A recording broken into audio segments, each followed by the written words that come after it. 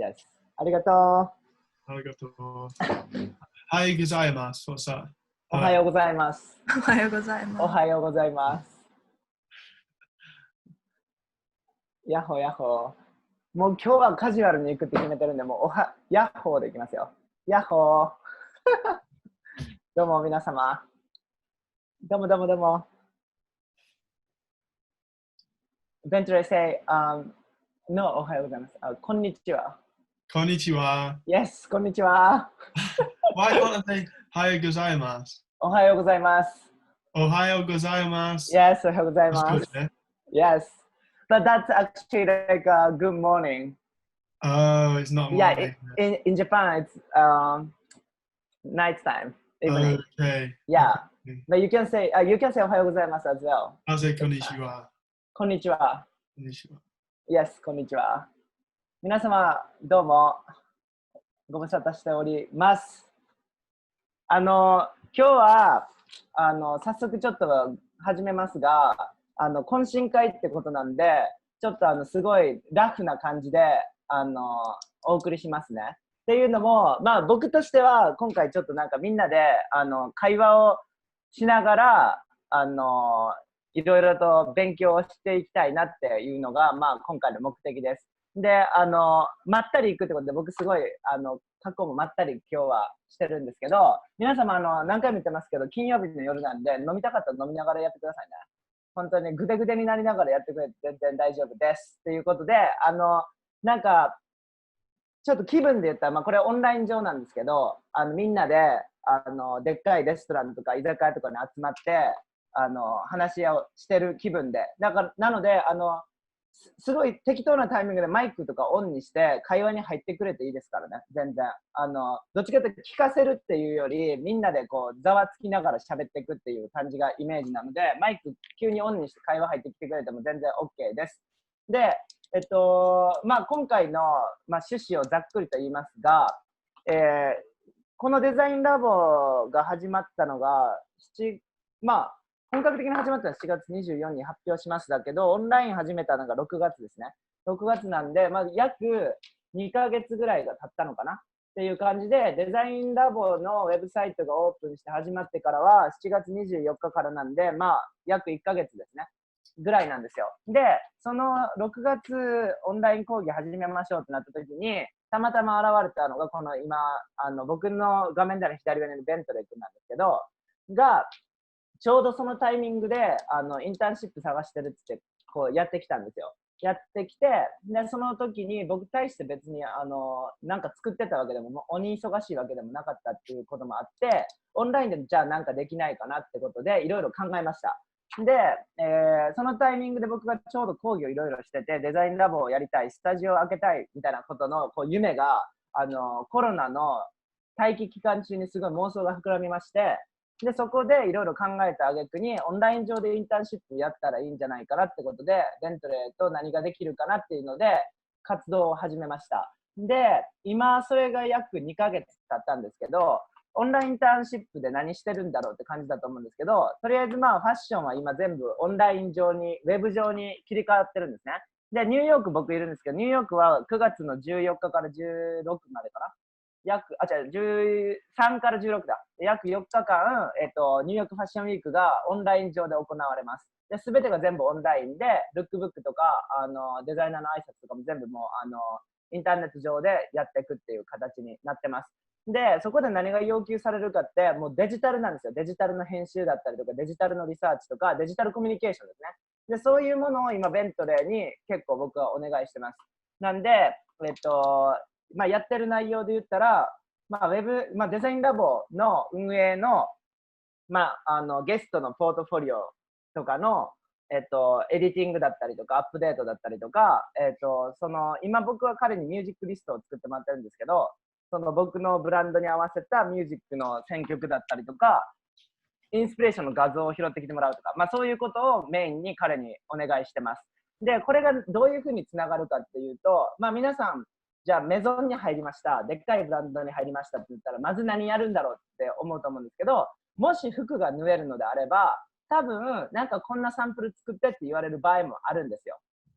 場合もあるんだけど、大きい、じゃあ、みんなの憧れに、じゃあ、仮にじゃあ、ルイ・ヴィトンに行ったとしましょう。ルイ・ヴィトンに入りました。じゃあ、いきなりサンプル作ってって話は絶対ならないんですよ。で、大体まず何お願いされるかって、まあ、コーヒー入れてとか、まあ、材料買いに行ってとか、まあ、それがまあ、メイン。まあ、初めは、なんかこう、スタジオの見学して、こんな感じで使いますみたいなところが始まって、で、大体それでまあ慣れてくるとお願いされるのが、なんかこんなインスピレーション探してるんだけど、画像探してくれないかみたいなこと言われるんですよ、大体。大体の経験上はそうです。で、なんか例えばの話、ちょっと今回はジャパニーズにインスピレーションを受けて着物を作りたいな、みたいな。着物スリーブのコレクションを作りたいから、じゃあ着物系のインスピレーションが欲しいんだよね、みたいに言われると、大体インターンの子とかに振られるんですよ、そういうの。まあ大体言うと、クリエイティブダイレクターがいて、アシスタントがいるんですよ、いっぱい。アシスタントとかデザイナーが。で、各部署に分かれてる。で、大体ニットウェア、メンズウェアとか、まあ、レディース、アクセサリー、テキスタイルとか、エンブロイダリーとか、なんかもういろんなことで分かれるんですよ、バーって。で、その下にさらにアシスタントがバーっていて、で、なんかそのライセンス用の、安いラインのデザイナーとか見て、その下にバーって、まあ、アシスタントがいて、その下にインターンがいる感じです、イメージは。で、そのアシスタントがまあインターン、アシスタントとインターンがよく喋る。だからインターン生がこのダイレクターに直接喋るなんてことはまずないです。ていうかまあ、ほぼ会えない。まあ、ニューヨークで言うと、まあ、アレクサンダー1にいた人とか、マーク・ジェイコブスにいた人とか、まあ、そういうのがまあいろいろあるわけですけど、まあ、僕で言ったらベラ1にいたわけなんですけど、僕がベラ本人にいきなりインターンの立場で喋るなんてことはまずないし、会社のルールで喋りかけちゃダメってあります。で、そういう、まあ、ミーハーな人がやっぱやってくるわけですよ。インターンって憧れて、あ、こんなデザイナー、トム・ブラウンに会いたいとか言って、トム・ブラウンに行ってインターンがいきなりトム見たから、トムだーみたいなのやったら、もうそんなもう秩序がダメじゃないですか、ブランドとしての。品が落ちるっていうのがあって、大体そういうのは禁止されてます。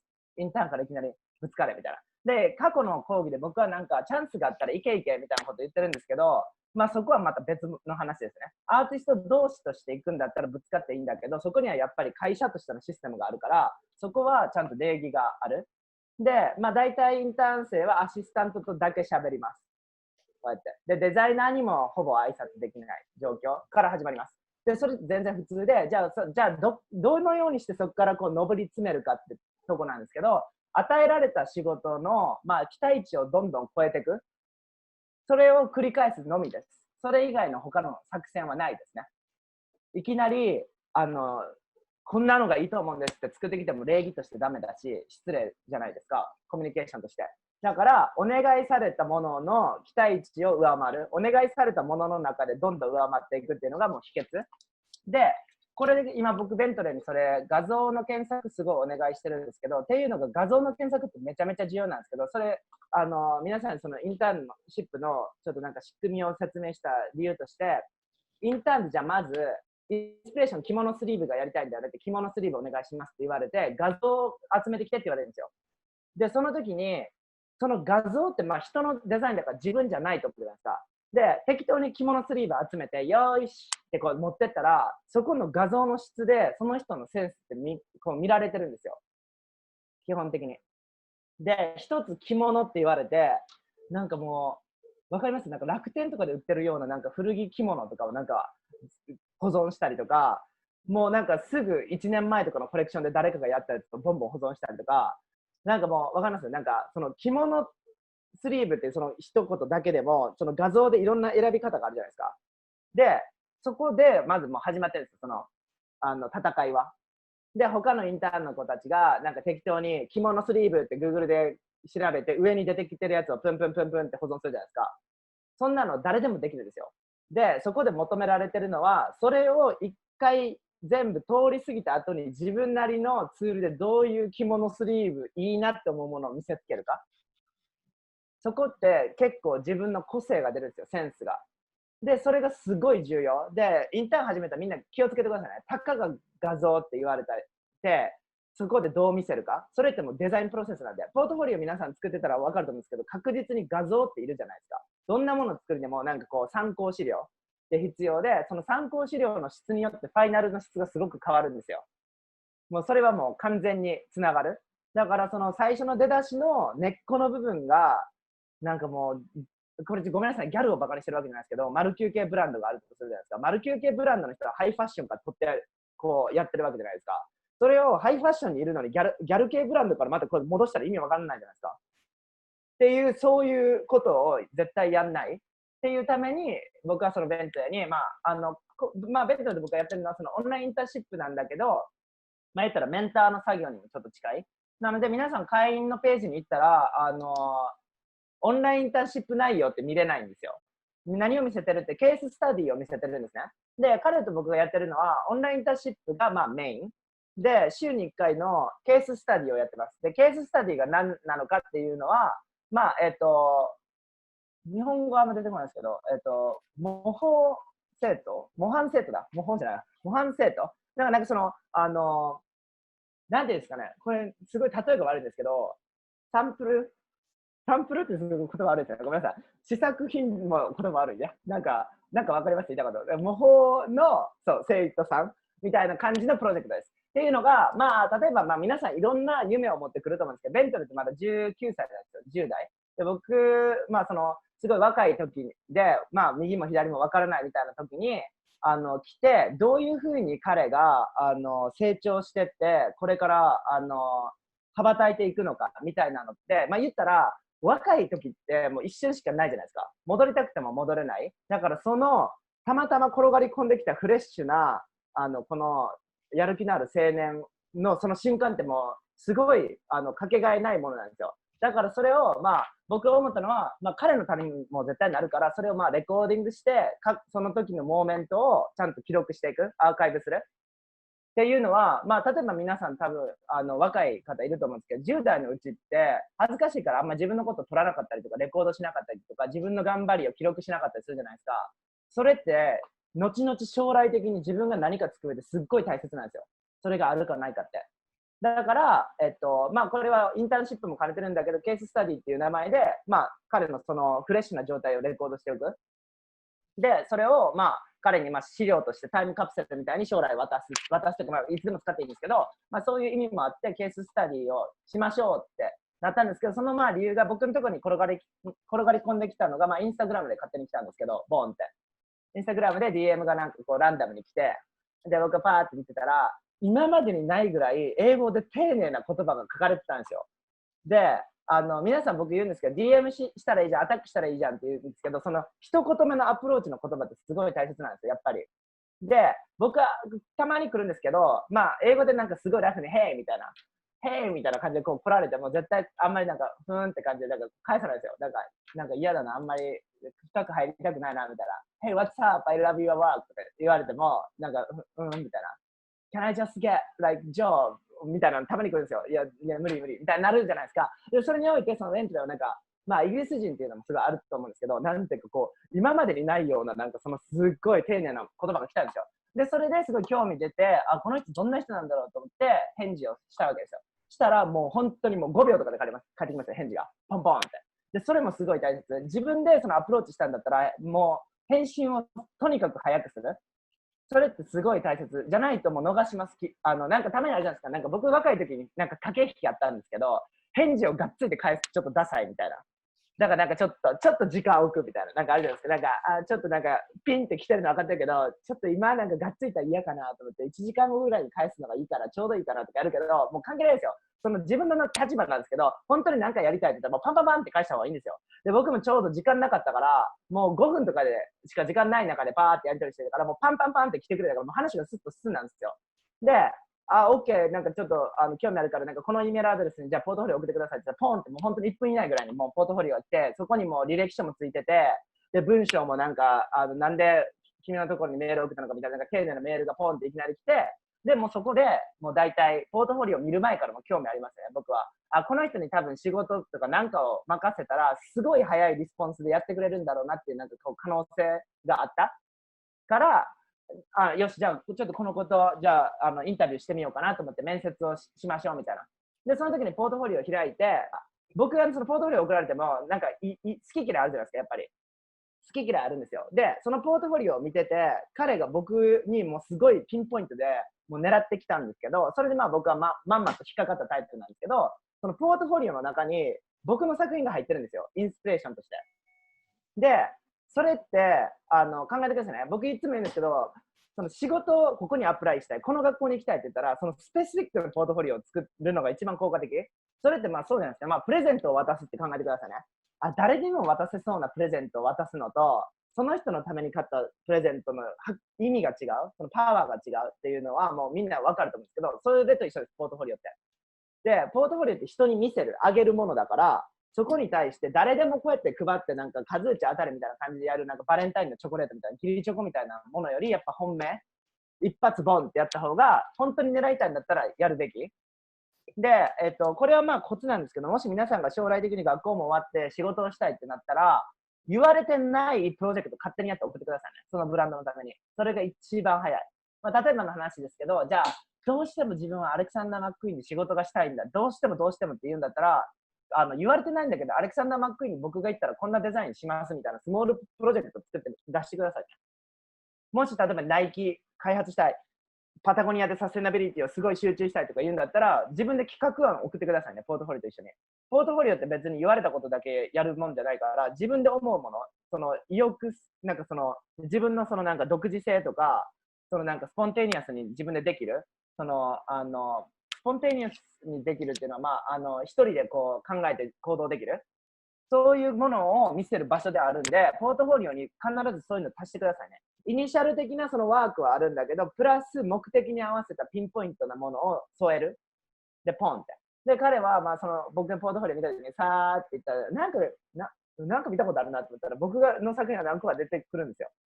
で、出てきて、それをなんか、ビジュアルがかっこいいからやりましたとかじゃなくて、僕が言ってることみたいなのを、ちゃんとインスピレーションに使って発展させてるんですね。で、それって、まあ、僕は結構、なんていうか、アタックしろとか言ってアタックするんですけど、絶対リスペクトを忘れない。もうそれはもう、失礼のないようにっていうのはすごい気をつけながらアタックする。で、なんかそういうのはやっぱ必要で、なんか例えばなんか、じゃあマックイーンにアプライするから、マックイーンのなんかちょっとかっこいいなって思うやつだけセレクションして、なんかこんな感じでこんなデザインしましたとかじゃなくて、本当のリスペクトってその彼がどういうことをしてようとしてたのか、彼のメッセージをちゃんと汲み取って理解する。ちゃんと勉強した上で発表する。じゃないとすごい失礼ってわかります？なんか、例えばなんか芸能人に対して、あなたのことすごい好きなんですとか言って、全然なんかその人のこと見てなくて、そのなんか演者のキャラクターの話だけするみたいな。それってその人の心に響かない。なんとなくわかります？なんか、その映画が好きなのはわかるんだけど、その人に対するリスペクトないじゃないですか。そのキャラクターの名前でもし読んだりとか、そういう話ってすごい似てる。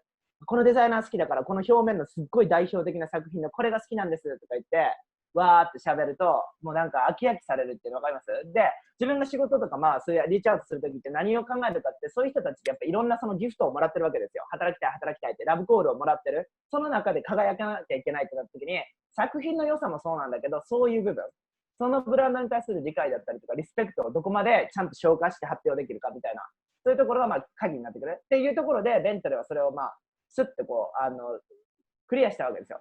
で、じゃあ、まあ、作品も良かったから何があるかなと思って話したら、まあ、彼はいきなりそのインタビューの時に、アントワープが行きたかったんだけど、それに落ちたんだよねから始まったんですよ、カンバセーションが。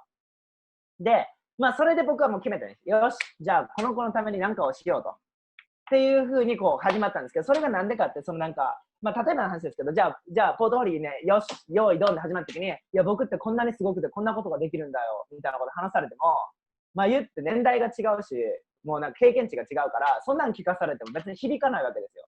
うん、そうなんだ、みたいな感じなんですよ。それがいきなりジャンプしてきて、いきなりその自分の見せたくないような部分から、こう、さらけ出してくれると、情けないなとかじゃないですよ。なんか共感持てるなっていう、プラスにこう、反転するっていうんですか？わかります？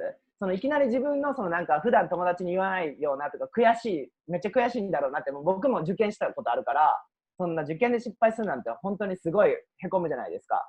それに対していきなりダメだったんで、どうしてもなんかでもへこんでばっかり見られないからなんかアクションを起こしたいと思ってとりあえず DM したんだよみたいな。で、返信してくれてありがとうみたいなとこからこうカンバセーションが始まって今に至るっていう感じです。で、まあなんか彼に対して、まあその、模範生徒としてやっていこうと思ったのが、まあそういう若い10代ながらに僕がこう気をつけたい、僕は10代の時できてなかった、気をつけたかったそのコミュニケーションの部分みたいなところをすごいうまく全部こう通過してって、で、多分無意識ですよ。無意識ながらにそういうのを通過してって、彼を、なんかこう、レコーディングしてアーカイブすることによって、なんかこう、日本に育った僕なんかは、田舎で育った僕は、なんか本当に格好つけてたんで、変な、わけのわかんないところで。だからもうなんか、いきなり知らない人に DM するとか、ダサいとか、もうそのダサいって言葉がすごい邪魔してたんですよ、いろんなことを。で、なんか彼は、なんか、多分文化が違うからあれだと思うんですけど、そういうところ、またちょっと違うところで、うまく僕が、いいな、こんなことできてたらよかったなってことができてる。で、それと同時に、そのカンバセーションを、見ていくと、レコーディングを見ていくと分かると思うんですけど、10代ならではの、やっぱりその、ダサいことは嫌だみたいなところの共通点もめっちゃあるんですよ。かっこいいことはしたいみたいな。そういうところにも共感点が持てる。で、皆さんはメンバーの皆さん、今日から、今までは、その無料配信で、その本当に出だしの8分ぐらいだけ、日本語、字幕つけて、皆さんにこうお届けしてて、会員さんはもうただのレコーディング、フルバージョン、英語のみだけをこう記録として載せたんですけど、今回からそのハイライトを編集して、そこに日本語字幕をつけたやつができましたので、そのハイライトをこう毎週毎週見ていくことによって、第1回目から始まるんですよ、今日から。で、第1回目、じゃあベントレー今も成長した後ですよ。2ヶ月経ったんで。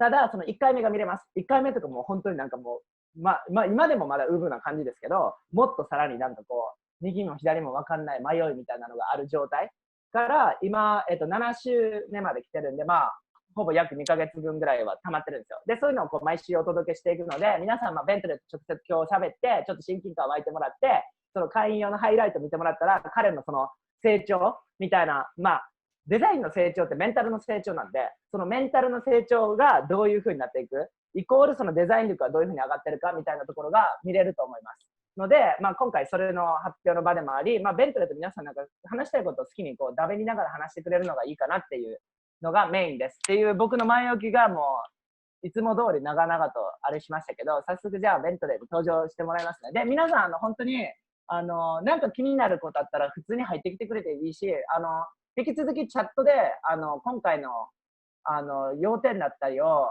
発表してるのでチャットを開いてみてくれて OK です。で、ベントレーのポートフォリオのなんか話とかしてるとき、なんか気になることあったらここに打ってくださいね。僕そのまま喋るんで。で、自分で喋りたいって人はいきなり入ってくれてもいいんですけど、本当に気にしないでくださいね。これ別に講義でも何でもないんで、忘れないでくださいね。懇親会スラッシュ飲み会ですからね。皆さんも本当にくつろいで、まったりしながらやってくださいね。で、なんかだべる感じで、宅飲みしてるイメージでお願いしますね。で、なんかあったらチャットにお願いします。ということで、ベントレー、finally, that's your turn.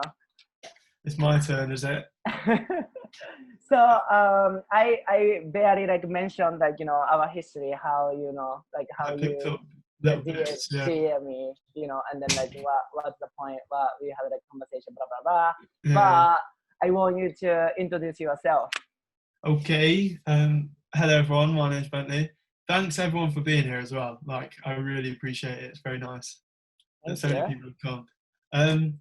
I'm sure you mentioned everything, but yeah, I want to do fashion design. I've been doing it for like a year at Foundation, and I'm going on to Westminster University to do menswear. I'm not sure why I want to do fashion design. I think I'm quite a matter-of-fact, literal person, and I like to make money. So probably the wrong industry on all those fronts.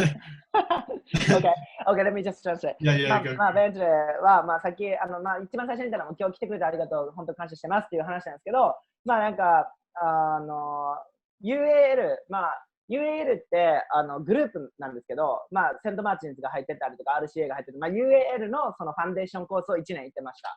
で、1年行って、で、その後に、いろいろ受験して、彼は2週間後からウェストミニスターの大学のファッションデザイン学科に行きます。で、っていうのが、第一志望のアントワープがダメだったんで、それ、何個受けたうちの一つですね。ウェストミニスターには受かってて、ウェストミニスターってなんかちょっと、行きたくないんだよねとか言ってるけど、本当にすごいいい学校なんですよ。イギリスにある、本当になんかトップクラスのファッション学校なんですけど、そこの、ファッションデザインコースにこの9月から行きます。っていうので、とりあえず今回、ベントレーを入れて懇親会したのが、9月のその学校が始まったら、ある程度、その、ケーススタディが一段落するんですよ。第1章の終わりっていうのが今回です。今回というか、来週、ベントレーとゲストを呼んで、ファイナルプレゼンテーションをするんですけど、インターンシップのきっかけだったりとか、そういうのを渡すための、ファイナルプレゼンテーションをします。で、今日はそれのなんかラフなちょっとなんか練習みたいなのも兼ねてやるって感じなんですけど、それです。で、彼も言ってるんですけど、なんでファッションやりたいのか、正直あんま分かんないんだよねって。ただ、お金を作りたいからなんか、やりたいって思ったのかなみたいな、そんな、ちょっとなんか、ざっくりしてる感じですね。Wait, the question, do you really make money by fashion design? No. I don't. No. Other than Vivian Westwood, retail. I see. Working in retail, that's it. But I think there's definitely money to be made. It's a big, big business. Like there's money in it, but this is not easy to make. And I'm aware of that. I think that's something I'm aware of. And people often say, "Why don't you sell your stuff?" But there's a part of me, even as a student, that feels like that's not personal enough. So I make things for people, but I don't want money for it because I made it because I want them to have it, or I don't want to sell it. You know what I mean? I see. 彼は自分が作るもので今はお金作りたいと思ってないかなみたいな感じですけど、もちろんファッションにはお金がいっぱいあるし、それが難しいのは分かってるし、みたいな。でも自分は作るのが好きで、人のためになんかをこう着せるとかも好きなんだけど、彼はビビアン・ウェストウッドの、ショップ店員をしてるんですよ。だからビビアン・ウッドの、服を売ってる。なんで僕笑ってるのか分かんないですけど、そう、セレクトショップ店員をしてるっていう感じですね。Great. Do you wanna start showing your portfolio like the first one? Of course.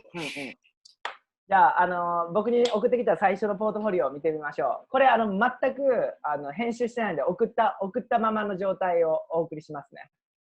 Can everyone see it okay? Yes. Do you mind if I say a little bit about it, Sho? Is that okay? Yeah, I think talk about this. I think this kind of that was your masterpiece. Yeah. I think that still is one of my favorite bits. Right. I think it's important to note the date as well. So that was on the last day of college. That was the day that we all knew it was going to, end and close. And I think it was made out of fear and a little bit of uncertainty and trying to comfort myself a little bit. So that's important. これは新聞なんですけど、見たのご覧の通り、全部新聞の記事の中身をくり抜いてるんですね。で、フレームだけにしてるやつ。で、これ、ポートフォリオに出だしでパーンって入ったんですけど、僕もこれ見た瞬間から、もう好きってやったんですよ。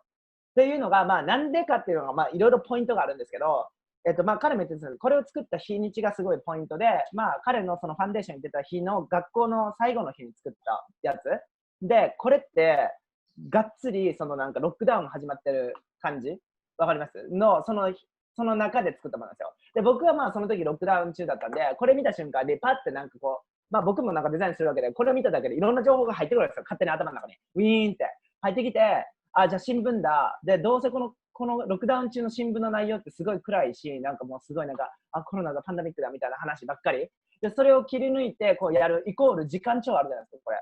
超暇そうみたいな。家の中で一人でこう切って、ってやってる。で、この量、これをパッと見るだけですごい仕事量が見えるし、すごい繊細。で、なんか迫力ある。なんかこう繊細で脆くて壊れそうなんだけど、パワーがあるっていう。わかります？で、僕それすごい好きなんですよ。だから僕これ見た瞬間に、これ好きだなと思って、これから始まる。で、このページから始まるんで何もインフォメーションないんですけど、僕はもういろんな勝手な妄想が始まって、こんな感じかなと思って進むわけですよ。Right. And the whole thing was made in lockdown, the whole portfolio. So I felt like this was the start of the horrible book. This is the start of the portfolio that was during lockdown, and then it ends with it as well. So it was important to be the face, the book by its cover type face. Right.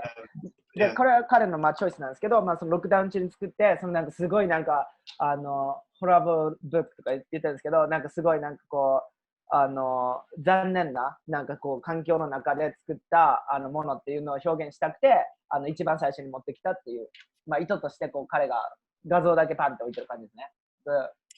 Right, shall I carry on? Mm-hmm. So this is just a little bit about it. This is just a different image. Would you like me to go quite quickly through this one, Sho? I mean, like, you can focus, like, your favorite work, and then we go through, yeah. Well, we've spoken about that, so I'll carry on. I think the term cut it out is quite important. That's what you say in the UK. If you're being a bit of an idiot, your mum will say, oh, cut it out, or, you know, stop being a prat, cut it out. So that quote, obviously. I see. So you just, like, cut it out, and, like, what was, like, inside? All the articles. So the point of it was, like, I thought everything was about coronavirus and bad things. So I was going to cut out just the coronavirus articles and see if I could see the whole way through the newspaper. But then as I was doing it, I was like, every page, everything was about corona, so I could just take the whole thing out. So that's what I did. はい。まあ、彼らってこう題名があるんですけど、ポートフォリオを作るときに僕結構みんなに自分の生徒に言ってるんですけど、そのタイプグラフィーとハンドライティングのコンビネーションを意識してってすごい言うんですけど、これ例えば日本の人だったら、あ、こんなん見づらいよって言って全部なんか綺麗に打ち直すと思うんですけど、デジタル上に。それって超味気ないんですよ。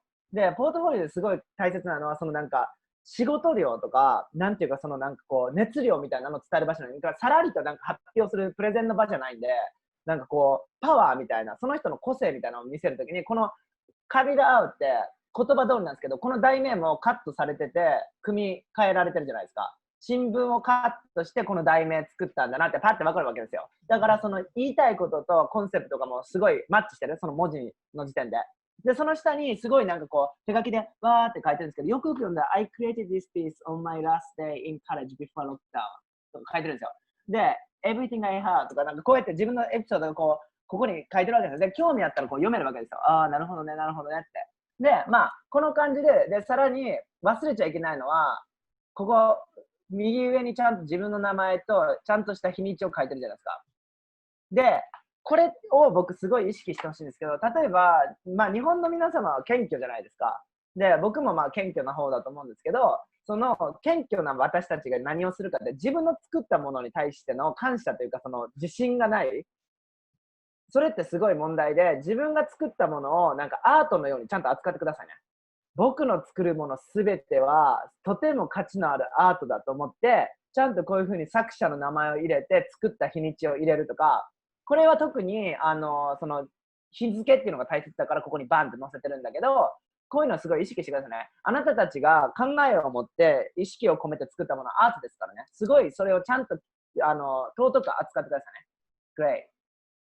So this is just a little bit about lockdown and how everything felt like a ghost town. So this bit here, ghost town. はい。で、このロックダウンになった瞬間にもう街がもぬけの殻になって、そのゴーストタウンになったっていう話に入ります。で、僕これパッパって見たときに思うんですけど、新聞から始まって、言ったら、新聞のその... Sorry, these are skeletons playing piano and singing. You can't really see it. Oh, so I see. You see the head, and that's a chair, and that's the other one singing there. Oh, I see. 骸骨がピアノ弾いて歌ってる画像らしいです。この左にあるのは。で、なんか彼はなんかそのスケルトンとか骨組みだけみたいなのに発展するわけですけど、その新聞のアーティクルを切り抜いてのけるっていうのがどういうこととつながってくるかって言ったら、もう中身がなくなるってことですね、言ったら。で、中身がなくなるイコール、ちょっとしたなんかこう、死骸じゃないけど、なんかそういうものに近くなる。だから新聞自体も死んでる、なんかその新聞としては。で、この写真もそうなんですけど、まあ、スケルトンってそういうことじゃないですか。そのなんか肉体というか魂が抜けた総長。で、右にあるそのゴースト体なんですけど、なんかこう、建物もそうじゃないですか。使われなかったら、こう、なんか朽ちてく、もぬけの殻になる。っていう風にして、こう、変わっていく、そのリレーションですよね。で、別にだからゴーストタウンになったからって言って全部がゴミかって違うじゃないですか。またちょっと違う雰囲気のあるオブジェクトになっていくみたいな。なんかそういう中身が抜けることによって見えてくる姿みたいなのをこうリンクしてるっていうステップですね。I love that. Cool. Yeah, just a bit more about exposure. The whole kind of project, the whole vibe was about exposure from social media at the time, and also you know, exposure to a virus. I think there's a lot of fear of exposure was kind of the whole idea. And I was working, looking at this guy, Michel Boromans, and his paintings and just kind of relating them. Would you like to keep going, or would you like to? いやいや、そうで、これ、まあ、彼のポートフォリオさーって見てたら分かるんですけど、コロナウイルスとか、まあ、そういうロックダウンとか、ソーシャルメディアとか、まあ、彼ら、まあ、僕の世代もそうですけど、まあ、僕より若い世代はもっとそうじゃないですか、ソーシャルメディア育ちみたいなものがやっぱりトピックですごい出てくるんですよ。iPhone 出てきたりとか、絵文字使ったりとか、で、ここはあるんですけど、プレスイメージフォーリンクというビデオとか入ってるんですけど、僕もあんまり意識したことなくて、そんなに僕がその学生時代にボンボン作った時にビデオとリンクさせることなかったんですけど、こういうリサーチの時点でクリックしたらビデオに飛ぶんですよ、こういうのがパンパンって。で、そのテクノロジーとちゃんとなんかこう、ハンドワークみたいなのがすごいマッチしてる。で、その下にそのアーティストのリフェレンスがあるんですけど、これもすごい大切で、ファッションやる人でアートに興味がない人ってあんまりいないと思うんですけど、アートとファッションってすごいこう、オーバーラッピングするわけですよ。で、僕がすごい思う、ヨーロッパ系の若い子たちのポートフォリオって、必ずしもアーティストがやっぱ出てくるんですよ、リフェレンスで。こんなアーティストのこんなメッセージを僕も伝えたいんだとか、それってすごい大切です。日本にいると、なかなかそんなこと言われないんですけど、このアーティストについて調べたらどうかとか、このアーティストどうですかって、もうそもそもなんかファッション学校の先生がアーティストに興味がないイメージなんです、僕からすると。この縫い方の方がいいんだよ、この素材の方がいいんだよとか、職人みたいなこと言われるんだけど、そのアーティスティックな分っていうのを全く教えてくれないのが、そのアーティストをまず通さない、返さないから、その素材に対するメッセージのやり方とか、色がどういう表現をするのかとか、そういうアーティストたちの目線みたいなのが欠けてる。でも、ヨーロッパの人たちはやっぱりみんな必ずアーティストのそのメッセージとかをリフェレンスに使って、まあ、このペインターの人のこのマスクをリフェレンスに使って、自分でダックテープで頭をぐるぐる縛りにして iPhone を顔面に載せる。で、これについてはもう僕はなんか喋ってくれなくても言いたいことわかるんですよ。なんかこの、まあ、自分の頭のそのブレインとその iPhone がどういうふうにリンクしてるか。で、物理的につながってるんだけど、実際それは iPhone ケースだけなんですよ、ビデオを見たら。で、物理的につながってるんだけど、実際中身が何もないとか。で、中身が実際は関係なくて、そのブレインのそのネットの中ではつながってる。なんかそういうなんか皮肉ですね。で、皆さんにこう感じてほしいんですけど、じゃあコロナだ、ソーシャルメディアだ、みんな言いそうだからなんかいけてないのかなとか思うんだけど、旬なトピックって絶対入れてくださいね。その時代に生きてる、その今を駆け抜けてる今だからこそ言えることなんで、そういうものはトレンドかもしれないけど、自分なりの切り込み方でちゃんと使ってくださいね。その今っていうものはすごい大切な要素の一つです。Great. Why was it not skipping? Okay, this is just some research on homelessness and weather exposure, and then just more about forms and concrete, and that brutalism and dipping fabric and concrete, making birds. ここではなんかコンクリートを使って生地とコンクリートの話をしてるんですけど、Can you go back to the last page? いやいや、だわ。まあ、そのリレーションシップっていうのが、じゃあ、生地とコンクリートって言って、なんだランダムじゃねえかって思うかもしれないけど、このコラージュが全てをまあ言ってるんですよ。そのホームレスの人だったりとか、そのなんか、外で生きてる人たちみたいなものがどういうふうにそのコンクリートジャングルって言われるところとこう、つながっていくのか。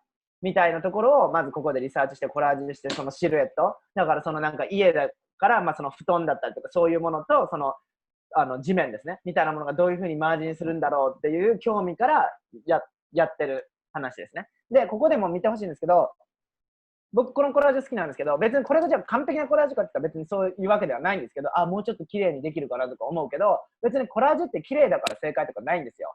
メッセージが必要なわけで、ここですごい伝わるメッセージ、僕はこれパーッと見たときに、ビジュアルとしてはっていう感じよりも、そこにセレクションされてるものに対する価値なんですよ。これすごい昔の作品ばっかりを集めてるのかなって思ったら、クレッグ・グリーンがいたりとか、レイカ・ワクモンのギャルソンの18年の AW が入ってたりとか、すごい今のテンポラリーなものと昔のリフェレンスをうまくこうミックスしてるんですよ。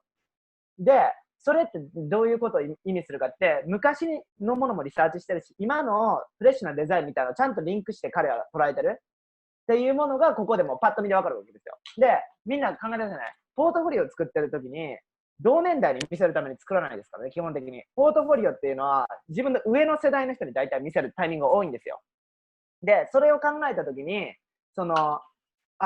なんか昔すぎて僕らの世代の人は分かんないから、そんなこと気にしなくていいんですよ。もう昔の人は昔のこと言われたらテンション上がるし、俺らの時代はねって言いたくなるし、で、現代の話ももちろんついていってるから、そういう人たちに見せるっていうのを考えてくださいね。で、これはポートフォリオ見せるべき人に見たらもうパッと分かるの、一瞬で。あ、この時のコレクションのこれとギャルソンだみたいなのは一瞬で認識される、パッて。っていうので、僕はこれすごいいいなと思ったんですよ。OK, cool. Yeah, sweet. We've seen this one. Yeah, this is a bit more about. I was interested in that flowers growing through trauma. And yeah, it's concrete and trauma. That was kind of a. Well, what's a trauma for you at the moment? I think that was my mind, like inside that sack. This is someone's head, and I think kind of flowers growing from someone's head, like here you can see in this illustration, and like he looks really sad. And I think the idea that flowers, you know, when you're walking down the street and there's like a flower in the middle of the concrete because there's like a split. So how's it got there? They can just keep growing. So. Right. まあ彼はここでまあフラワーなんですけど、まあここにこう顔の上にそのなんか布を巻いて、その隙間からフラワーがこう入ってるんですけど、まあ道歩いてたらそのコンクリートの隙間から花が生えてる時とかあるじゃないですか。そういうのを見た時に、これはテーマがトラウマなんですよ、自分のトラウマがあってこう隠してる。そのトラウマでもがいてる中でもやっぱり希望が生えてくるみたいな、そういうのをなんか自分が歩いて道にいる時にそのホームレスの人見たりとか、コンクリートから咲く花見たりとかっていうのが、まあ彼の中自分とリンクして作ったページですね。Great. Yeah, sweet. This is a bit more about nature and the pain in nature and exposure, and that was left just to grow and see what happened to it. So that's 1 month, that's 2 months, that's 3 months, and that's the development. You just like hang it or like you put in the ground? Yeah, I like tied it onto the floor basically. I see. Yeah, it was like 3 and then meters. talking about pain as well. Yeah, and the idea of it being really, you know, exposed. Right. What about the hand? Yeah, do you want to know about that? This was the inspiration. Actually, I'm sat here doing it now. You know, when you put that, I just used to do it as a kid all the time. Yeah. I think that's the first thing I saw from you as well. And that's what kind of, that's amazing. And then I did that fabric sample from that idea, wanting to kind of replicate bark. Right. これじゃあ、次じゃあ行きましょうって。まあ彼はファンデーションの段階でこういうの作ってたんで、別に服を作るとかそういうわけじゃないですよ。どういうふうなアイディアでどういうふうなシルエットができるかとかのサンプルで、まあ布団を着て、そのネイチャーですね、自然のところに出てみるっていうので、その左上にあるやつはその生地を1ヶ月、2ヶ月、3ヶ月ってサンプルあるんですけど、生地を外に置いて、生地がその外、野外とどういうふうな関係性でビジュアルを作っていくのか、1ヶ月サンプル、2ヶ月サンプル、3ヶ月サンプルでやってて、ここではまあトラウマでなんかどういうふうに人に見られるかとか、どういうふうに痛みを感じるのかっていうのがまあテーマでやってるんですけど、この下にある僕のやつなんですね。僕がインスタグラムにポストしてたやつで、これはまあ僕自分だから分かるじゃないですか。パーって見てて、自分がおると思ってで、まあこれってまあ僕そのインタビューの時にこれを聞きたいと思ってインタビューしたんですけど、なんでこれここに入れたのと思って、でその時にまあ彼も言ってるんですけど、これ皆さんちっちゃい頃にやらなかったですか？僕とベントだっけかな、なんか針を安全ピンとかを痛くないスレスレの皮になんか通さなかったです。そんなことない。そうしませんでした？なんか家庭科の授業の時なんか暇だなと思ってなんかこう刺してみるみたいな。でなんかそれなんですけど、まあそれを使って僕がひたすらその針を刺してただけなんですけど、自分の手に。っていうのがまあ僕すごい考え事こう縫いながらするわけじゃないですか、リサーチの時に。でくっそ暇だなと思ってそれをやるわけですよ。でやってて、で僕はそのなんかいろいろ考えたのが、じゃあそのリスクを取る、ファッションとはリスクテイキングだっていうその本を読んでたわけですよ。で僕って服着ることに対してなんかリスク取ってるかなと思ってこう考えるわけですよ。でその時に昔の人ってやっぱり痛みを伴うファッションをすごいしてたわけですよ。で僕はそうなんですけど、ピアスがまあ現代に残ったそれですよね、象徴でいう。まあ言ったら肉体改造なわけですよ。肉体改造の勉強とかをしてて、うわそんななんか昔の人のファッションを考えると、体を切り刻んでみたりとか、でっかい傷をあえて折ってみたりとか、巨大なピアスをつけまくったり、首を長くしてみたりとか、足の骨を砕いてちっちゃくしたりとか、もうファッションにありとあらゆる覚悟とリスクがあるわけですよ。でそういうのを考えてた時に、うわ、なんか自分って本当ちっぽけだなとか、こう、なんか壮大なことをこう考えるわけですよ。考えてた時に、でも、まあ現代には現代の良さがあって、それとはまた違う本を読む時に、ファッションとはイチャイチャだみたいな本があるわけですよ。それがまあ僕の大先生、ミスター・オットの本なんですけど、ファッションとはイチャつくことだみたいな、そのなんか戯れだみたいな本を読んでて、まあ確かにファッションってモテたいとか、なんか他人とそういう話をして、なんかこう、キラキラしたいみたいなのもあるなと思って、じゃあその間をちょっと作ろうかなと思って、イチャイチャしながらもちょっとリスクを取る。自分の体を傷つけながらもイチャイチャするっていうのをちょっとやろうと思って、それでまあ始めたわけですよ。よし、針を刺そうと思って、痛くないところ、スレスレなんだけど自分の体には一応傷をつけるっていうので刺すわけですよ。均等に。で、その後に僕はポストでやったんですけど、磁石、僕、針置きは全部磁石なんですよ。もう取り終わったら磁石にポンポンポンって置く。で、こう針がシュッてこういくわけですよ。だからそれで僕はその近くにあった針と磁石を使ってこうイチャイチャしたわけですよ。その針がこうなんか引き寄せられていく。その磁力みたいなものが、その僕のミスター・オットーはですね、そういう話をしてるわけですよ。ファッションとその目に見えない吸引力だみたいな。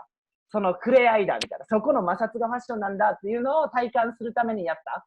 で、これをやってすごい僕は良かったなというのが、僕には刺さってないんだけど、一応僕と貫通してるんで、磁力を感じるわけですよ。やばい、引き寄せられるみたいな。だから本当に目に見えないイチャイチャができるわけですよ。で、目に見えないパワーを感じてるのと同時に針がカタカタカタカタって動くんで、人にも分かるわけですよ。なんかこう、何かが起きてる。でも自分にしか感じることのできない感情っていうのはそこに湧くわけですよ。で、これがファッションか、みたいな話を僕はずっと一人でやってたわけですね。で、それがここにあるんですけど、彼はそれを見たときに、僕も昔こんなやってたな、みたいな感じで、その横にあるんですけど、テキスタイルを針でこうぶっ刺してるんですけど、そのペインっていう痛みみたいなものと、その布を表現する参考資料にして、そこからなんかギャザーを寄せていくみたいな記事の発展にしたっていう、まあ、ここのセクションですね。Great. Yeah. And I think I was interested about like the only people wearing garments that are runway type garments are homeless people, and you know what I mean. They have like massive sleeping bags around their head, especially here, to keep themselves warm, and that's the only kind of extravagant garment. And then that was a bird's nest made out of moss, because I was worried about the cold. I see. まあ、これはなんかそのホームレスの人の布団でくるまってる姿なんですけど、そこからまあじゃあどういうふうなことなんだろうと思って、こう寒さから身を守りたいわけじゃないですか。そして隠れる、そういう機能性があるから、そのなんか苔で鳥小屋を作ってみたみたいなんですよ。で、これなんか僕なんかすごいいつも生徒に言うんですけど、関係ないものに力を入れて作れと。それって服を作るために何かをやってるわけじゃないんだけど、ポートフォリオが超リッチになるんですよ。で、ぶっちゃけこれパーって見てるときに全然服のテクニックないし、全然服やってないじゃんお前って感じだけど、いいポートフォリオなんですよ。っていうのが、そのオブジェクト作ってみたらリサーチの考えみたいなところがすごい出てる。それがいいポートフォリオで、別に綺麗な服をいっぱい見せられたからそれが超いいっていう場合にはなんない時があるっていう話です。だから綺麗な服ばっかり作って綺麗な作品ばっかり見せたらいい時もありますよ、もちろん。目的がある。で、このページとかまあ、わざわざ鳥小屋作ったんだ。だけど、見たらわかるんですよ。そのなんか、こういうホームレスのリサーチからこういうものがオブジェクトになって、で、そこに軽くすごい古ぼけた地図、ポンって置いてるんですけど、こういう、なんていうかこう、わかります？こういうなんか歴史っぽい価値のありそうな地図とかを、あえて自分でドローイングしたりとか、それってすごいリスク取ってるわけじゃないですか。お金もかけて、時間もかけて、気に入ったものを壊してる。で、自分のオリジナルにする。そういうものがこうちょくちょくあるっていうのが、この子は本当に本気でやってるんだなっていうのが伝わる感じですね。Great. Cool. So this is my sketchbook for the project to come. I was looking at the same sort of ideas of exposure and yeah, social media. And you crop up here. Yes. And the kind of plastic versus nature in your work definitely related to what I was doing. So yeah, it got me interested. So there you are. はい。これスケッチブックのページです。で、彼は、まあ、ポートフォリオはまとめるじゃないですか。これがスケッチブック。だから彼は気になったことを常にこう書いて絵描く、書いて絵描く。で、これはまあ、ファンデーションコース行ったらみんな絶対やらされるんで、あれですけど、とりあえずもうスケッチブックを持ってるわけですよ。で、考えてください。なんか、ジョン万次郎かな、本を常に持ってる人。もうなんかそんな感じだから、もうリサーチャーみたいな。なんか常にもう日々、毎日。で、僕すごい思うんですけど、すごいいい生徒だなって思う人って常にそれしてます、なんか。もう何があってもなんか乗ったり、ずっとひたすら言われてなくても絵描いたりとか、もう教科書落書きだらけの人とかも才能ありますよね、そういう面では。だからもうなんか気になることとかこう絵描いて字書いて顔に落書きしてもいいんですよ。で、そんな感じでスケッチブックっていうのはどんどん溜まっていくわけですよ。で、それが自分の書物です。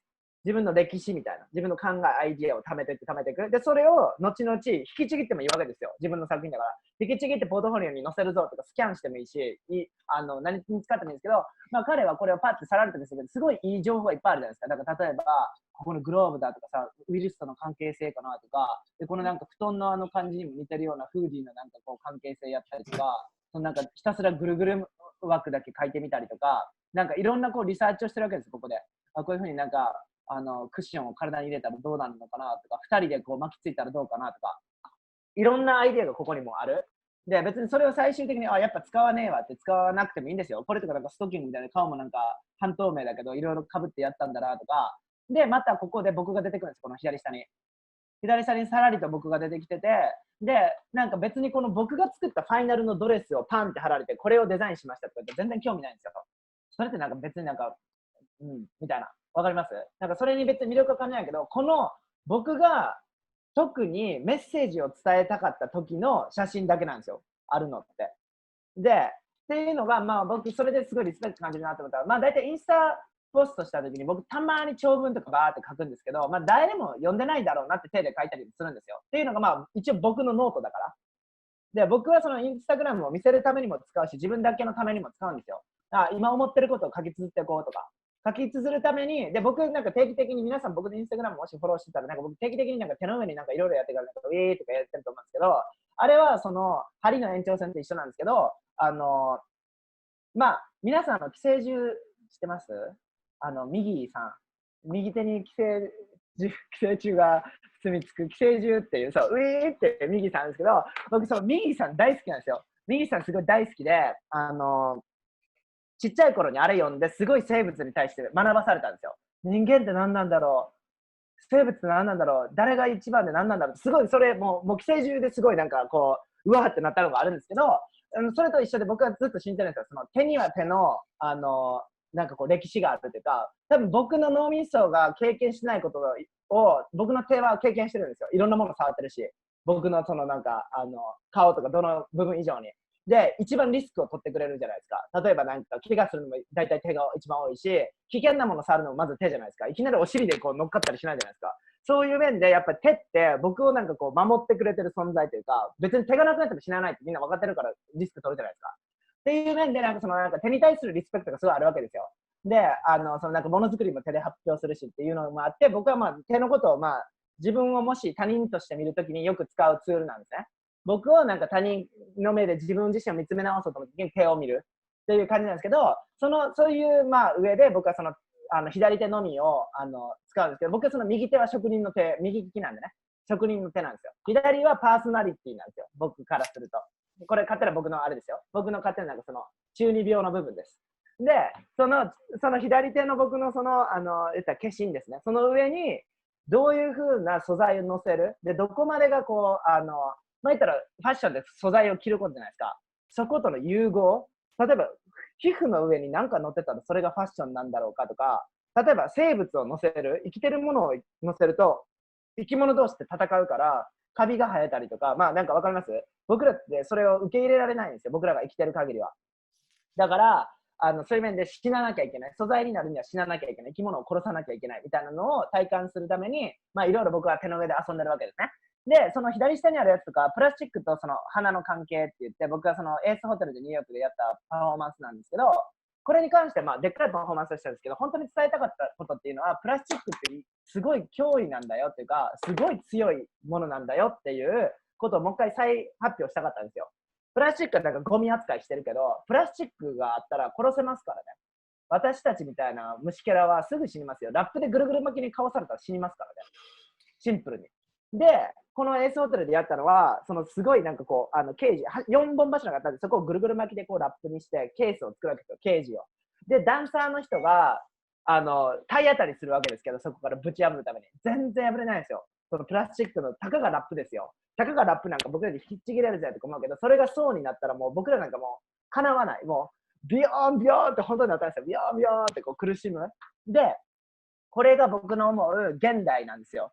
僕らが今なんかこう苦しんでるプラスチックに最終的に。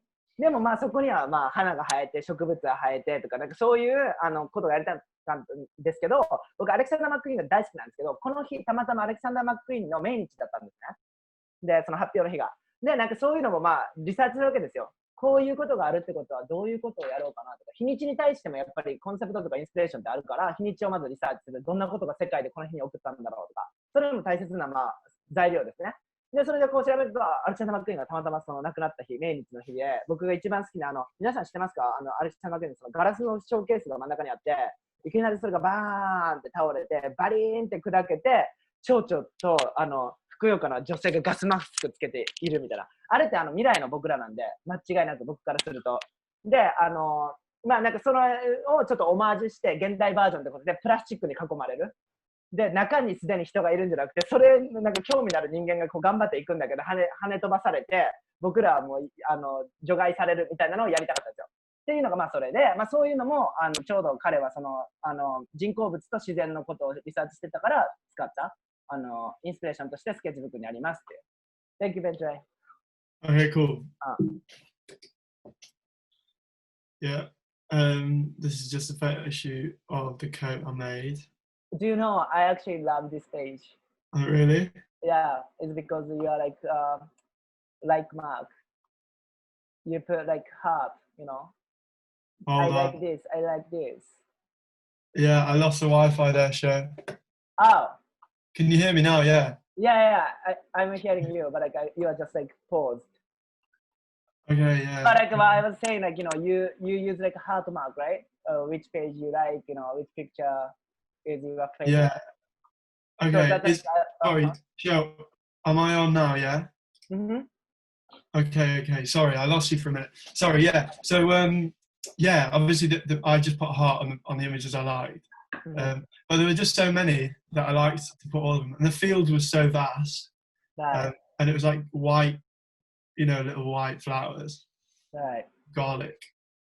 Garlic? Yeah. Did it? Yeah. That's all beautiful. of this is wild garlic. Garlic flowers. Yeah. Wait, it smells like garlic? Oh yeah, it stinks. The whole place stinks. We made that night garlic soup. You literally just pick it all and turn it into soup, and then you put the flour on the top of the soup. So this is all garlic. If you take one and rub it, your hands will smell for the rest of the week. Wow, that's beautiful. これニンニク畑みたいです。で、ニンニクのお花畑で、匂いめっちゃニンニクらしいです。ここら辺。うおーって。で、だから僕このページ、オーガナイズする、もし僕がですよ、エディティングもっとするって言ったら、もっとやることいっぱいあるんですけど、僕このページ結構好きなんですけど、なんでかって言ったら、まあ言ったらこの上にあるピクチャーってほぼ意味わかんないじゃないですか。なんか畑の上でなんかわーってやったらいっぱい撮ってる。で、それって超大切なんですよ。なんかを撮るときって皆さんなんかちょっと気張って撮りません？写真を。なんか渾身の一枚だみたいな、パシャみたいな。パシャみたいな。で、よし、これで OK みたいに言うんだけど、そのリサーチってそういう話じゃないんですよ。自分の気に入ったところだけ切り取るって話じゃない。リサーチするってどういうことかって、自分の見えなかったアングルとか、自分の想像しなかったものを発見する。で、これがまさにですよ。もう、自分が例えばこの服着て、写真撮ってきてくださいって言って、多分みんななんかこう、前でなんかすごいいいとこ、綺麗なとこだけ撮ろうとすると思うんですけど、そういう話じゃない。ファイナルはもしかしたらそうかもしれないけど、リサーチってそうじゃないんですよ。だから、遠目で見たらどうなんだろう、自分が動いたらどうなんだろうとか、なんかこう、自分のありのままでこう動いてみたらどうだろうって、なんかそのポーズをしないとか、なんか、フード脱いでみたらどうだろうみたいなことをやってるわけですよ。で、僕、これの一番お気に入りポイントは、さりげなく写真の左下にハートマークがあるんですよ。ポンポンポンって。で、これが何かって、なんか、これいいよねって手書きでやってもいいんですけど、なんか現代っ子っぽいっていうんですか。携帯でフェイバリットマークつけとこうみたいな、お気に入り登録みたいな。これがなんか今までなんかすごいベントレーのなんか昔っぽい雰囲気ですか、ヴィンテージっぽい。そのヴィンテージっぽい雰囲気、やっぱりテクノロジー世代で若者の感性がそこにポンポンポンってある。で、多分これは10代の皆さんにとったらふーんって感じかもしれないけど、僕みたいにちょっと世代が変わってくると、なんか現代っ子っぽいなーってちょっと面白くなるわけですよ。で、それですごい、意識してほしいのが、自分以外の年代の人にとって面白いことって、意外と自分ら世代にとって当たり前のことが、意外とユニークになったりもするんですよ。で、これはベントレーにも言ってるんですけど、ベントレーって自分がイギリス人であること面白くないってずっと言ってるんですけど、僕らにとってはすごい面白くて魅力的じゃないですか。イギリス生まれのイギリス育ちの、じゃあブリティッシュみたいな、喋り方もブリティッシュなまりだし、それって超個性だよって言うんだけど、やっぱりイギリスにずっといて、周りもそうだったら感じない。でも、それってもうすごい、すでにもう個性って始まってるんで、そういうのを意識してくださいねっていうことは、みんなにも、ベントレーにも常に言ってる。Great. Okay. Okay. What's going on? Okay, so this is just a bit more. To be fair, Sho, do you mind if I show you that? Yeah. I like I it. think that's quite a good video. これ彼がようやくここに来て服を作ったかみたいな感じなんですけど。So you press on a video. This is a good little tip for anyone doing a portfolio. Yes. You press on a video and then this comes up. PDF ファイル作るときに皆さんクリックしたら映像に飛べるってすぐできるんでやってくださいね。すごい魅力的になるんで。で、これは彼が作ったやつ。So this is just a calico toile, just a test. トワールのテストですね。サンプル。Is that you? Yeah, that's me. 彼が自分自身で来て。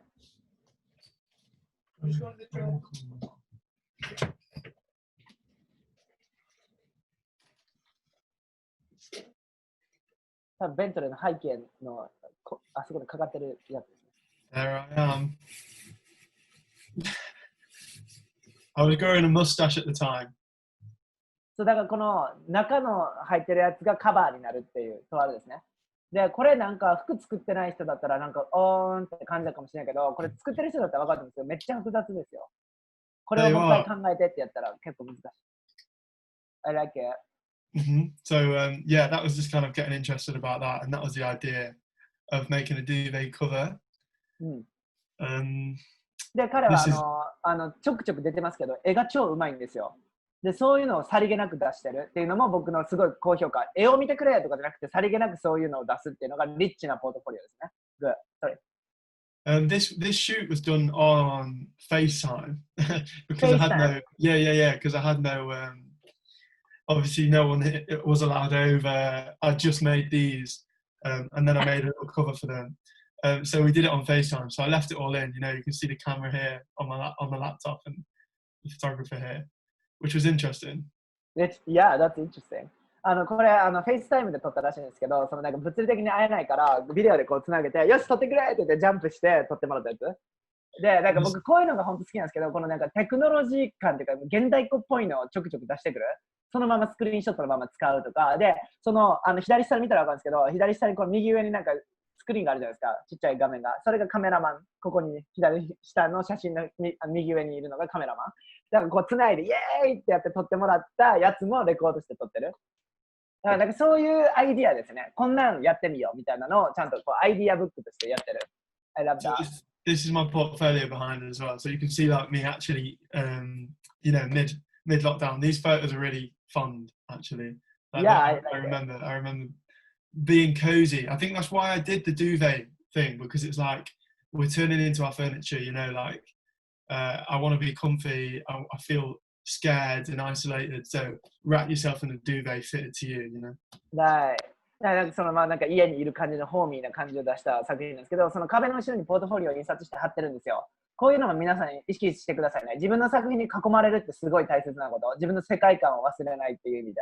で、彼はその後ろにあえて貼った状態で部屋の中で撮ってる。Great.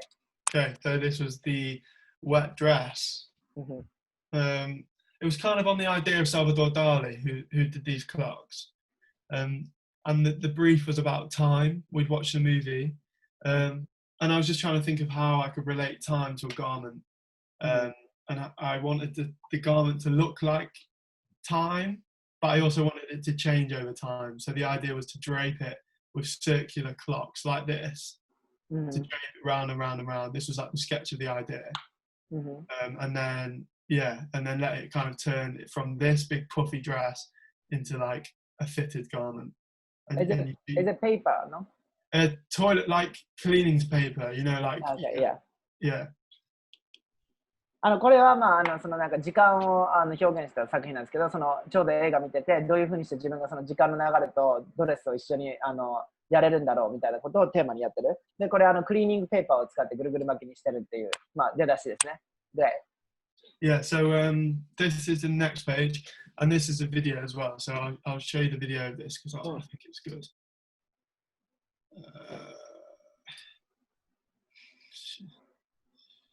Get rid of that.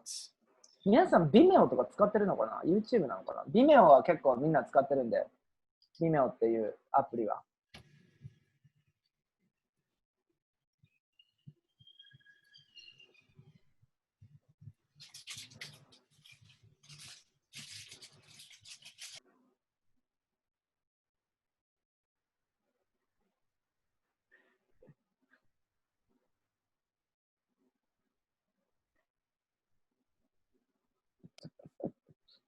So that's that. いや、そうだから基本的にはペーパーでぐるぐる巻きにしたドレスを外に出して、ちょうど雨の日でその時間の経過とともに変化していくドレスですね。っていうすごいシンプルで、なんだこれって感じだけど、そこに対するなんか別にこれで2ドレスが作れるかってどうかとかそういう話じゃなくて、でも皆さんジョン・ガリアーノのマルタン・マルジャの最新のコレクションでウェットドレスって出てますけど、ウェットドレスって要はこういうことですからね。その濡れてるドレスの一番最終形態をファイナルだとしてそれをもう一回作り変えるっていう話だから、こういう風ななんか遊びみたいなとこから意外といいアイデアがポンって出てくるわけですよ。Great, I love that. Okay, yeah. I didn't know about John Galliano or Marjana doing it. Oh, the waitress. Yeah, I didn't know that they did it first, but I didn't know. No, Anyway. you did it before, you know. Yeah, they copied me. But it went from this to this, which was important, you know, like that's what mattered to me. So then this is just some abstract pieces. I can breeze through these if you want me to. Mm-hmm. Yeah, a little bit. Yeah, talk about this. Okay. Yeah. So I just watched a film about terrorism, and I want it. This was massive. These pieces were really big. Oh, this piece? Yeah. These pieces about 80. 80 centimeter. I don't know, like. This big. この絵はこんぐらいあるみたいです。Yeah, like massive. And the paintbrush was like, I think 7 inches thick or something. ぐらいのブラシで描いたみたいです。So I just kind of was doing really abstract pieces. And I think this is a fear of danger. So this is like the danger here. She's shielding herself. This was kind of the idea. そのなんかテロリズムの映画を見てて、その恐怖の気持ちみたいな、怖がる気持ちがその黒い逃げようとする感じで、その危険なテロみたいなものが組織的にあるものがその赤いスクエアっていうドローイングですね。And this guy's running away. で、その黒い右にあるやつは逃げようとしてる人々、シャーっていうのを表現した巨大な絵です。I made about 10, 11 of these at the time. I only included 2 in the portfolio, but yeah, it's kind of just a response, not much thought, just an initial response to the film. その映画見た時の感情を、まあ、11個ぐらいの絵にして、そのうちの、何個かだけピックして載せたみたいです。まあ、とりあえず巨大なやつ。僕はこのページもすごい好きなんですよね。なんか、アブストラクトなこともできるんだみたいな。繊細な絵からのアブストラクトみたいな、伸びしろを感じるページですね。Love that. Okay, so this was a collaboration I did with Air Ink. It was a concept at the time, but actually turned into a communication with the brand. And all the inks are made out of carbon emissions from cars. So they collect all the soot and the pollution in the air from the car and then turn it into ink. I see. なんか車の汚れのオイルとかを使ってインクにしてやったプロジェクトですけど、まあ、これは学校時代にいる時のエアインクっていうところのコラボレーションプロジェクトで、そのポリューションをテーマに作ったやつです。Good. Yeah. This was just a test to see how many bees I could make. これ本当にファンデーションの皆さんって感じのやり方なんですけど、例えば8って言われたら、8って言われて8って、まあ、想像できるけど、まあ、デザイナーたるもの8一つでいろんなアイデアを出さなきゃいけないわけですよ。8を書いてくださいって言われて、ありとあらゆる8を書いた感じですね。まあ、これはデザイン学校のファンデーションってみんな大体やると思うんです。こういったエクササイズ。その一つのワードでどんだけやるか。で、これはまあみんな思ってくださいね。じゃあ、結構トップの人たちのディスカッションで、じゃあ8がテーマでいきましょうって言って、こういうのは当たり前にやってるから、みんな8って言われてもいろんなところに行くわけですよ。ブワーってわかります ?8 って言われたらコード、なんとかかんとかでって、頭の中はこうなってるわけですよ。一つのワードでも。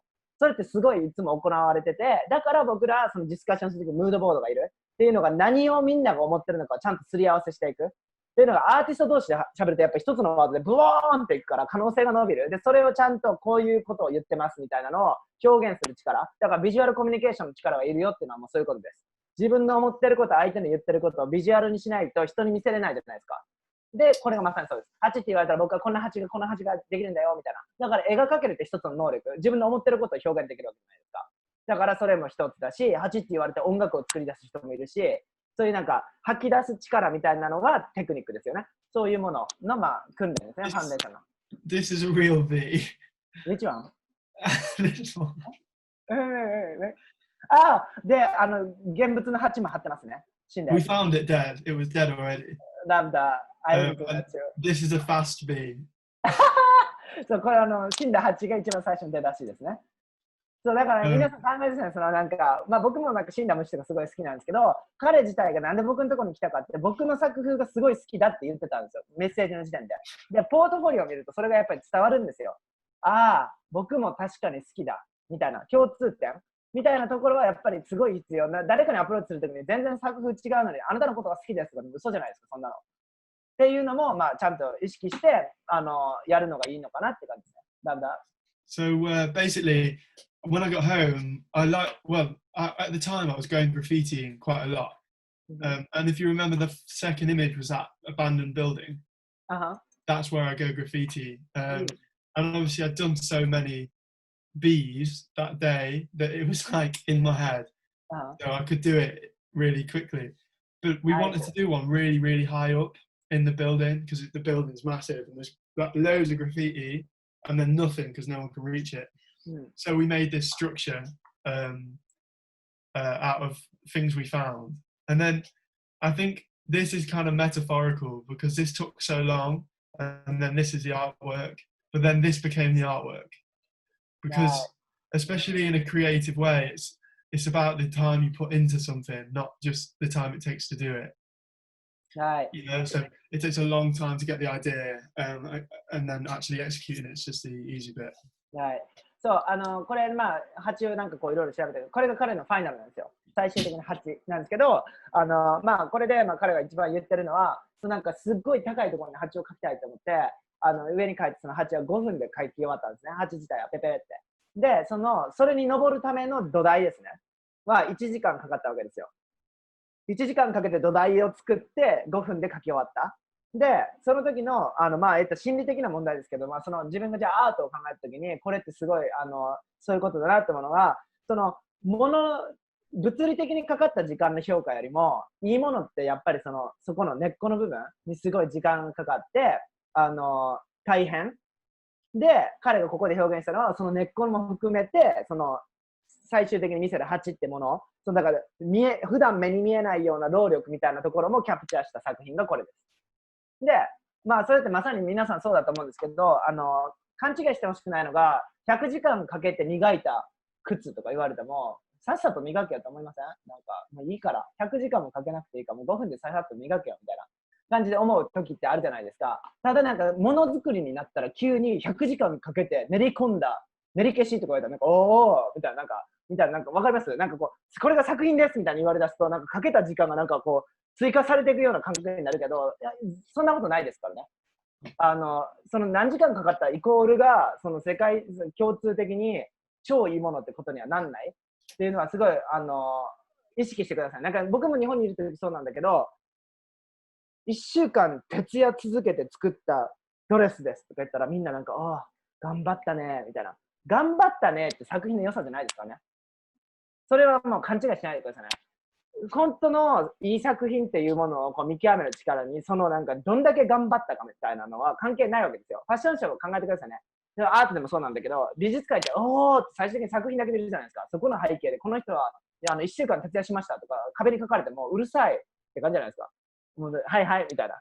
そういうのはもう根底にある。もうアーティストになってきたらもうそんなの当たり前なんですよ。1週間徹底して仕上げなんか当たり前だし、なんかどんだけ時間かけてやってるなんかもう、それは当たり前。当たり前があった上での最後。で、その最後にどんだけ時間かけてるかとかがもう評価対象じゃなくて、そこのアイデアに至るまでがどういう風な関係性になってくるかみたいなのを、見る人は見てるっていうのが、まあ、ここにはある。で、彼のベントレーの作品見たら分かるんですけど、これ、さーって言ったらね、彼が頭がいいの分かるんですよ。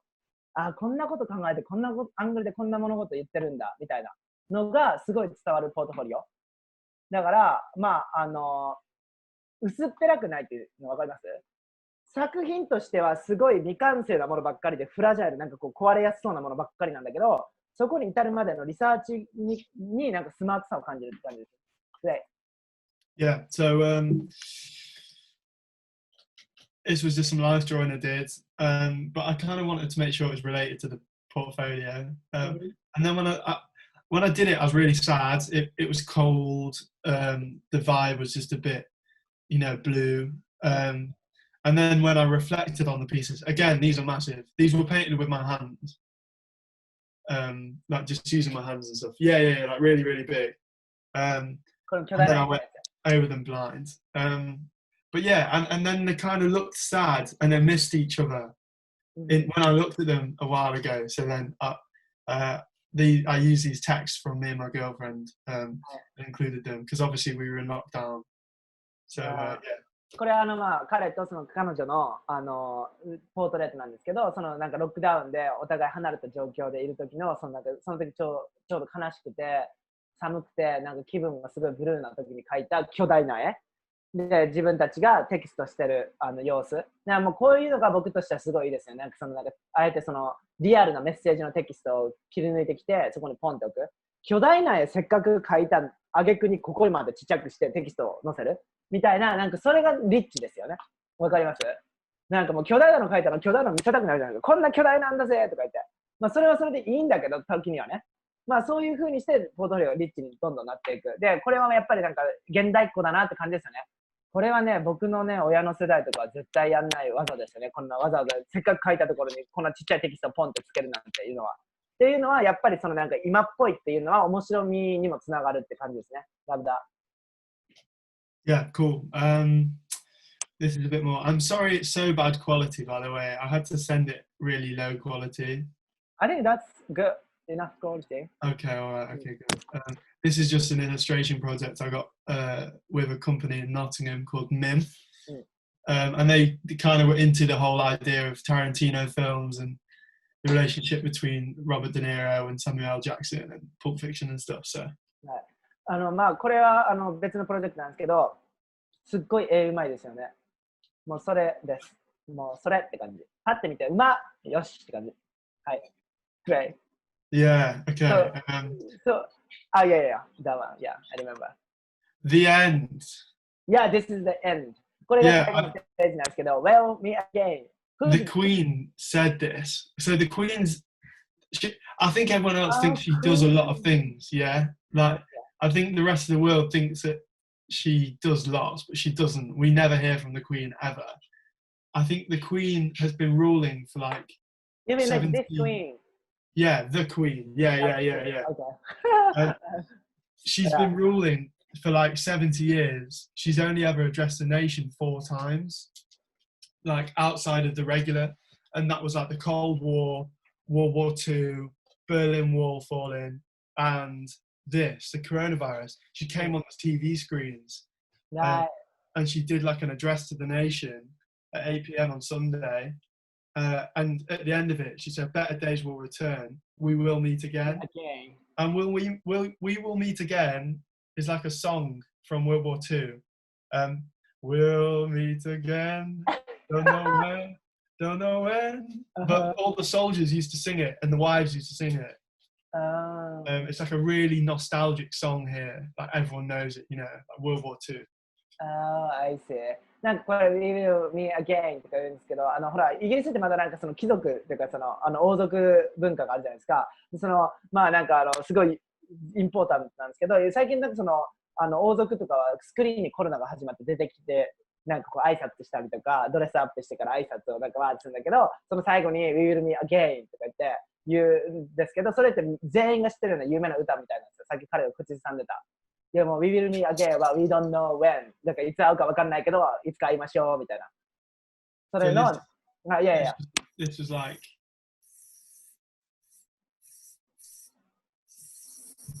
the end, you know? I love you are wearing your hoodie. Yeah. As well. It makes a portfolio, because the portfolio was my life at the time. And I liked signing the graffiti Liz, because, sorry, I'll pause it. The queen is called Elizabeth. I know.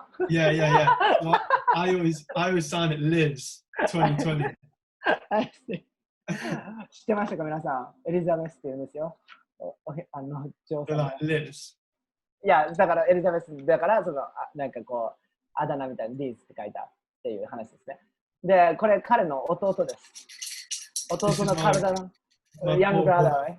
Younger brother. Yeah. It went straight onto his skin. Oh, really? Yeah. Deep for him. And that's the end. Like, そう、こんな感じで終わるんですけど、ポートフォリオは。で、I'm just gonna like say like overall like your portfolio is like quite again very looks interesting. I feel like still your aesthetic is like so strong and I think like your research is quite deep and then very nice. Yeah. But would you mind oh yeah でこれが履歴書ですね。それと一緒についてきた。それを僕はパンって受け取ったです。Yeah, just my CV, just what I've done, you know. ちなみに彼は、19歳でこのしっかりしたレジュメを持ってますからね。皆さん履歴書はいくつになってでもいいんでアルバイト用でもいいから持つのとアーティスト用の、履歴書とアルバイト用の履歴書はまた違いますからね。アーティスト用のレジュメを作りましょうね。で、そこですごい大切な僕はこれ読みますよ。パーソナルステートの I really enjoy finding ララララっていうなんかそういうなんか自分とは誰なのかみたいな文章、エッセイ、ショートエッセイっていうのがついてますね。で、これプラス彼はなんかそのモチベーションレターみたいな学校に送ったやつを僕にも送ってくれました。それがまあ出だし。Would you mind to like talk about your experience? Like you submit this portfolio to Antwerp and then you got interview? Yeah, of course. Do you want me to stop sharing screen whilst I talk about that? じゃあここでちょっと皆さん変えていきましょうね。ベントレーの失敗談でも話していきましょう、ここで。これなんか今までせっかく話してくるベントレーがすごいやつみたいな、なんかすごいなんかポートフォリオができるやつみたいな感じでちょっと紹介しましたけど、すごい挫折もしててすごいリアルなんですよ。で、そういうなんかエピソードを聞くと皆さんなんだこいつ大したことねえな、友達じゃんってなるかなっていう話ですね。Yeah, let's talk about that. Yeah, I'd like just to say thank you to everyone. I really appreciate them all listening. ありがとう、聞いてくれてありがとうってことですね。ありがとう、見せてくれてありがとう。Thank you for sharing. Thanks. No, I really appreciate it. It's really nice having people, to talk to you about it. It's a real compliment. So I sent that portfolio. I think I was so nervous about the portfolio because I know the standards of work that Antwerp require that I forgot about the interview. It was all portfolio, stage 1. So you pass the portfolio and then you get an interview. I passed the portfolio. So I was like, yeah, I've got this, I can do it. I've got it. Interview. I've got good jobs in the past through interviews, Vivian Westwood. I'll be okay. But I failed on the interview. Right. And yeah, I think that came as a surprise because it was disappointing to know they like your work. I think it was to do with my age. Well, that's what I tell myself anyway. Right. The average age is 25 apparently for people studying. Oh, Antwerp? Yeah. So starting the BA, most people are around 25 and have had like 3 years out is what my friend who went said. Wow. で、彼は言ってたんですけど、このポートフォリオを作った時にアントワープに行くぞって決めて、そのファンデーションを作ったわけですよ。で、彼はもうなんかポートフォリオを作るのにすごい緊張してて、これでいいんだろうか、これで取るんだろうかってすっごい集中してポートフォリオを作ってて、インタビューがあることを忘れてたと。で、ポートフォリオにめっちゃ集中してポートフォリオ出したら通ったと。ああ、よっしゃ、通った。僕はビビアン・ウェストウッドにも受かったし、大丈夫、もう作品認められたんだから、インタビューはなんとかなるさって感じで、インタビューに向かったんですけど、もうインタビューでこけたんですよ、彼は。で、そのエピソードを聞いたときに、僕、インタビューするじゃないですか、その彼ともなんかポートフォリオもらったんで、ポートフォリオいいじゃん、なんでアントワープ落ちたんだろうと思って、パッてじゃあちょっと、なんか僕それ落ちたっていうのが気になるから、インタビューの時言ったみたいな感じで喋ってみてって言ったんですよ。で、喋ってみてって言って、彼、この作品喋ったんですけど、全然紹介してくれないんですよ、何も。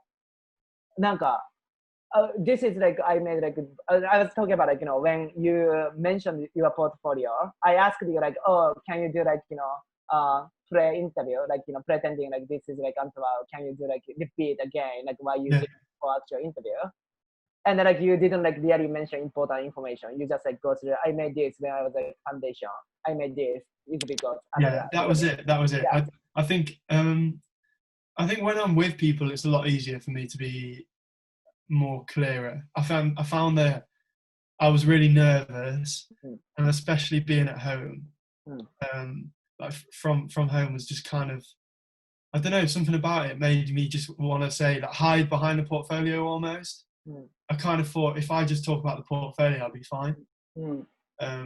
そう、彼になんかじゃあポートフォリオインタビューの時みたいにやってみてって言ったらめっちゃスキップして全然喋ってくれなくて、なんか期待外れやなみたいなプレゼンされたんですよ。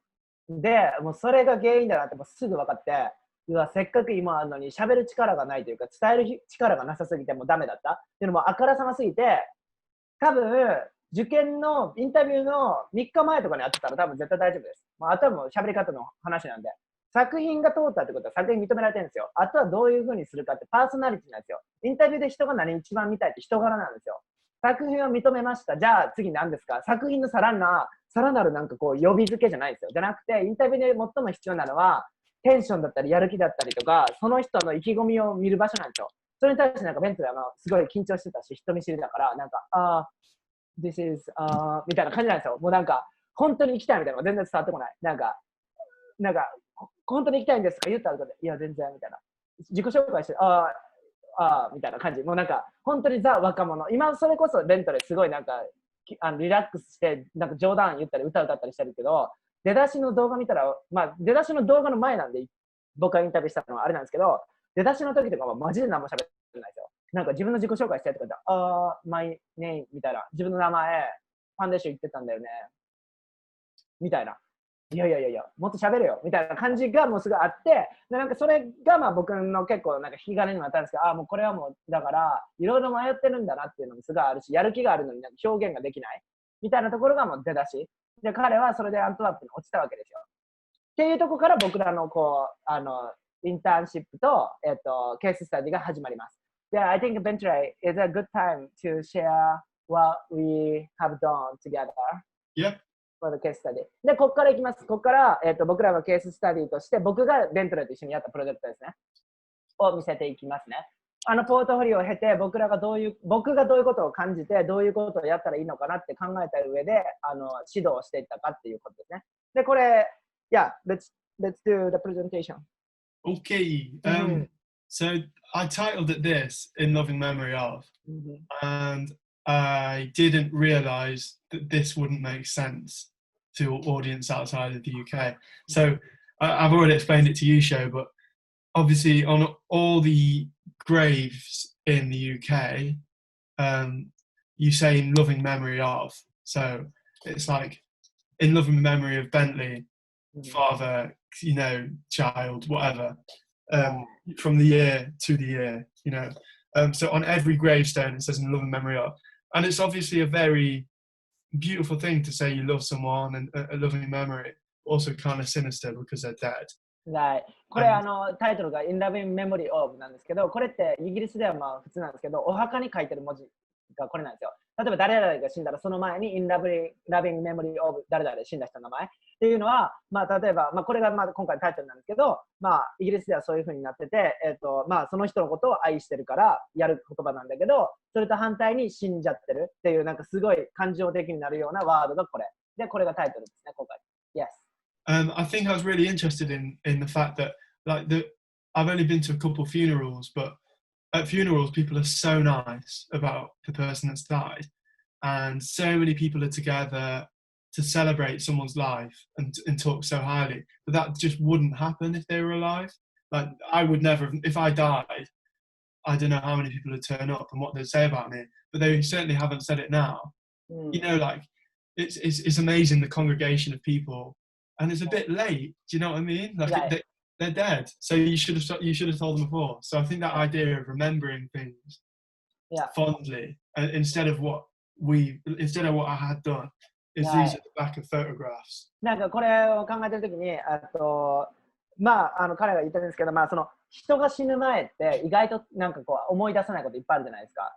ただ死んでしまったらいろんなこと思い出すじゃないですか。あ、こんなことこの人としたな、あ、こんな思い出があったなとか、すごい急に思い出がバーって返ってきて、うわ、こんなに愛しいものがあったなって思うんだけど、その死んで初めてこうなんかお葬式とか言って思い出すことがいっぱいある。で、なんかそれってすごい尊いんだけど、もう遅すぎる、亡くなってるから。だからもし自分が死んだら、あ、僕ってこんなに愛されたんだっていうのを死んでから感じる。だからそのなんかこう矛盾というか悲しさ、だから思い出すってことは大切なんじゃないかっていう、出だしですね。Great. Yeah. So we started off, I'm just going to make this a little bit smaller for me. We started off looking at the music side, and you were really interested in this, more so than me. I think it just scared me more. But we worked out the issue was feedback, and the memory was, feedback.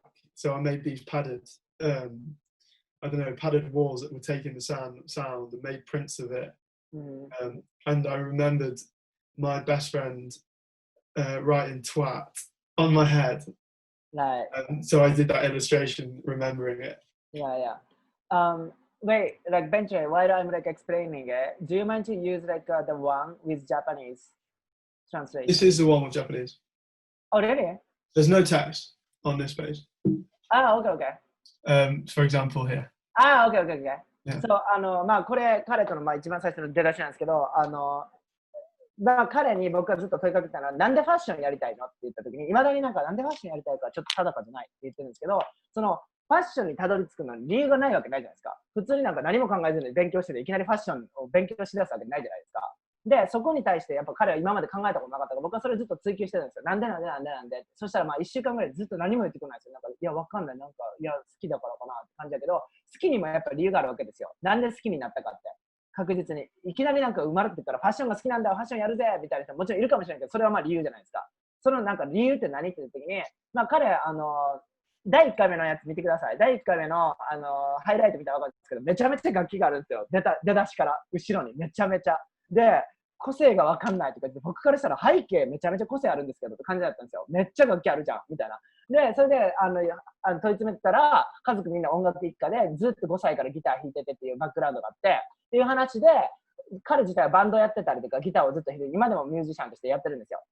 で、それやのになんでファッションに来たんだろうって普通に疑問に思うじゃないですか。普通に聞いててこれを。で、僕は普通になんでって言ったら、いや、わかんないって言って、わかんないってなんかあったのかちょっと教えてってずっと教えてくれなくて、ようやく教えてくれたのがこのエピソードで、この左上ベントレーなんですけど、彼はライブしてる時にすごい大きな失敗をするわけですよ。で、その音が反響しすぎてライブがもうめちゃめちゃになっちゃって、でそれで仲良かった友達とかにめっちゃ罵られたというかバカにされた。で、それがきっかけでも音楽じゃないってなって自分の違う自己表現を探し出した。で、それが結局ファッションにつながるわけですよ。で、そこのモーメントを気づかせた、なんか気づいた時に彼が作ったページがこれです。Great. Yeah. So yeah, that was that. And then I was trying to remember the sound and the feedback and trying to represent that in an image. で、彼にとってはなんか彼さっきもなんか危険なものを視覚とかで表現してたけど、なんかその葛藤とかモヤモヤする気持ちっていうのが多分そのケージの中に入るっていう感じですね。だから彼としてはその葛藤が四角い形をしてて、で、そのモヤモヤとかそういうものをその四角を自分で壊しながらこうもがくみたいなのを表現したペイントですね、これは。Great. Yeah, I think this one kind of made sense because that's kind of how I felt. You know, when you can't see or think too well, I think it was kind of blurry and the sound was kind of going in front and feeding back. And yeah, I was just trying to represent that and that's what came out. で、これは塗りつぶすとかじゃなくて、音ってバイブじゃないですか。振動で成り立つものだから、その動きみたいなのをビジュアル化したっていうのも入れてる。その音楽と自分にとっての葛藤っていうものを表現したものがこれですね。この振動だったり動きとか。Right. And then we started going over the photographs of me as a youth. これベントレーちっちゃい頃です。Yeah, I think the memory of things, and the way you look was confusing to me because I remember this, but obviously I don't remember looking like that. Right. And looking at my hands and them being like half the size and things like that, you just don't remember. But I remember the way I felt and how different it was. Right. I think, yeah. So, これで、would you mind to talk about a little bit about that was kind of difficult for you to bring this picture to me? Yeah, I think I just didn't want to remember everything. I'd like put up a wall a little bit, and I wasn't really comfortable, especially to start with, going through photos. いや、彼は言ったんですけど、これ彼のちっちゃい時なんですけど、その昔を思い出すってことがすごい嫌だったんですよ、彼は。で、思い出したくないみたいな感じで、僕はなんかすごい昔何してたのとか、どうしてこれが好きだったのとか、なんでなのとか、家族はどんな感じなのとかいうことに対してなんかこう重大あるだと思うんですけど、僕18、19の時絶対喋りたくないですよ。自分の実家の話とか、家族の話とか。で、なんかやっぱそういうのをやってると、なんかこう偽りの自分でしか戦えない。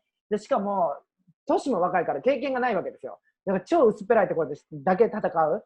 でなるとやっぱデザインってすごい奥行きがなくなってくるんですよ。で、若いからこそ昔を引っ張り出さないともうないわけですよ、この情報量が。で、彼にいや昔をってすごい軽くこうカンバセーションですごい聞いてるんだけど、本当に最後の最後も最近まで絶対見せなかったんですよ。で、それを打ち破った作品がこれです。なんかいきなりこう持ってきたんですよ。なんかちっちゃい頃の写真で思い出してなかったけど、思い出してみたら意外とすごいいい思い出がいっぱいあったんだよねってこう乗り越えて帰ってきたのがこれです。で、これは彼の自分のちっちゃい頃で、ここで表現してるのはちっちゃい頃の記憶、自分がどんなんだったかほとんど覚えてない。自分どんな顔してたっけみたいなのが上です。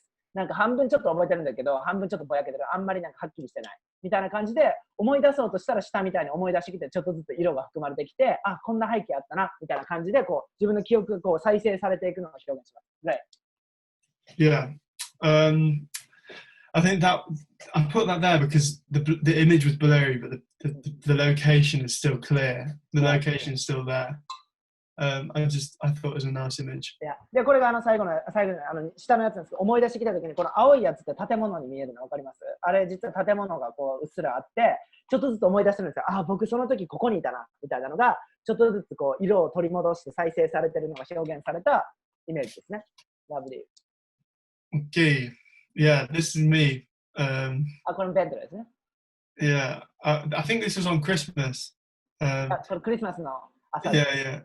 And I was just so excited about everything. And I think I grew up a little bit too quick when I was at school and stuff because I don't know. I was always silly, but I don't think I fully let myself go like, as you did as a kid. I was always like not drinking as much as everyone else and wanted to go home earlier than everyone else. And I still am a little bit like that, but I think it's good to remember how childs think, especially about Christmas. And then like I can see you from this picture as well. You still have like this kind of like very energetic, like funny. That's a bit rude.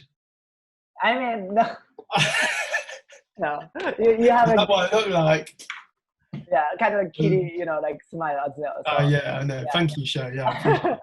そうで、これは彼らのクリスマスの時なんですけど、なんかそのやんちゃな自分とかも忘れるじゃないですか。で、ここに日本文に書いてるんですけど、彼が述べてるのはそういうことで、僕ここすごい好きなんですけど、なんかこの時代のことを思い出すっていうのを表現するためにクレパスとか作ってるじゃないですか。ちっちゃい頃使ってるようなものを使ったりとか、なんかテープとかもなんかあるものを適当に使うなんかうわーみたいななんかあります？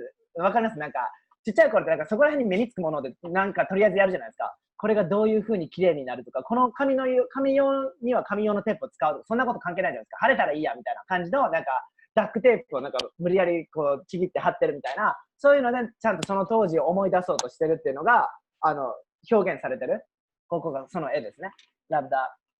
Yeah, and the tape we mentioned. I don't know if you just mentioned it. Yeah, I mentioned it. Yeah, sweet. This is a nice memory as well. This is my house. No, not really. I was like, what? Okay. 今彼がこれ僕の家ですっていう嘘をついたっていうだけですね。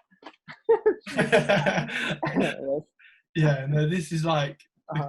the Queen's sister's house. I don't know, like it's royalty. It's massive. It's currently a Gucci house. Oh no. Yeah. Gucci, one of Gucci's locations. Yeah. Really?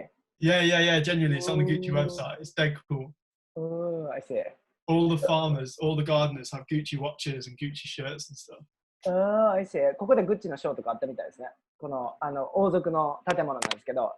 Yeah, can you talk about the picture? What's happening? Of course, yeah. So this is me and my dad, and it's a really fond image, you know. It's really bright and light, but then the other side of it is kind of like my memories in a way. That's more, if that, like, I can't really even picture that, but if I could, that's what it looked like. And then when I saw the image, you know, it kind of brightens it up.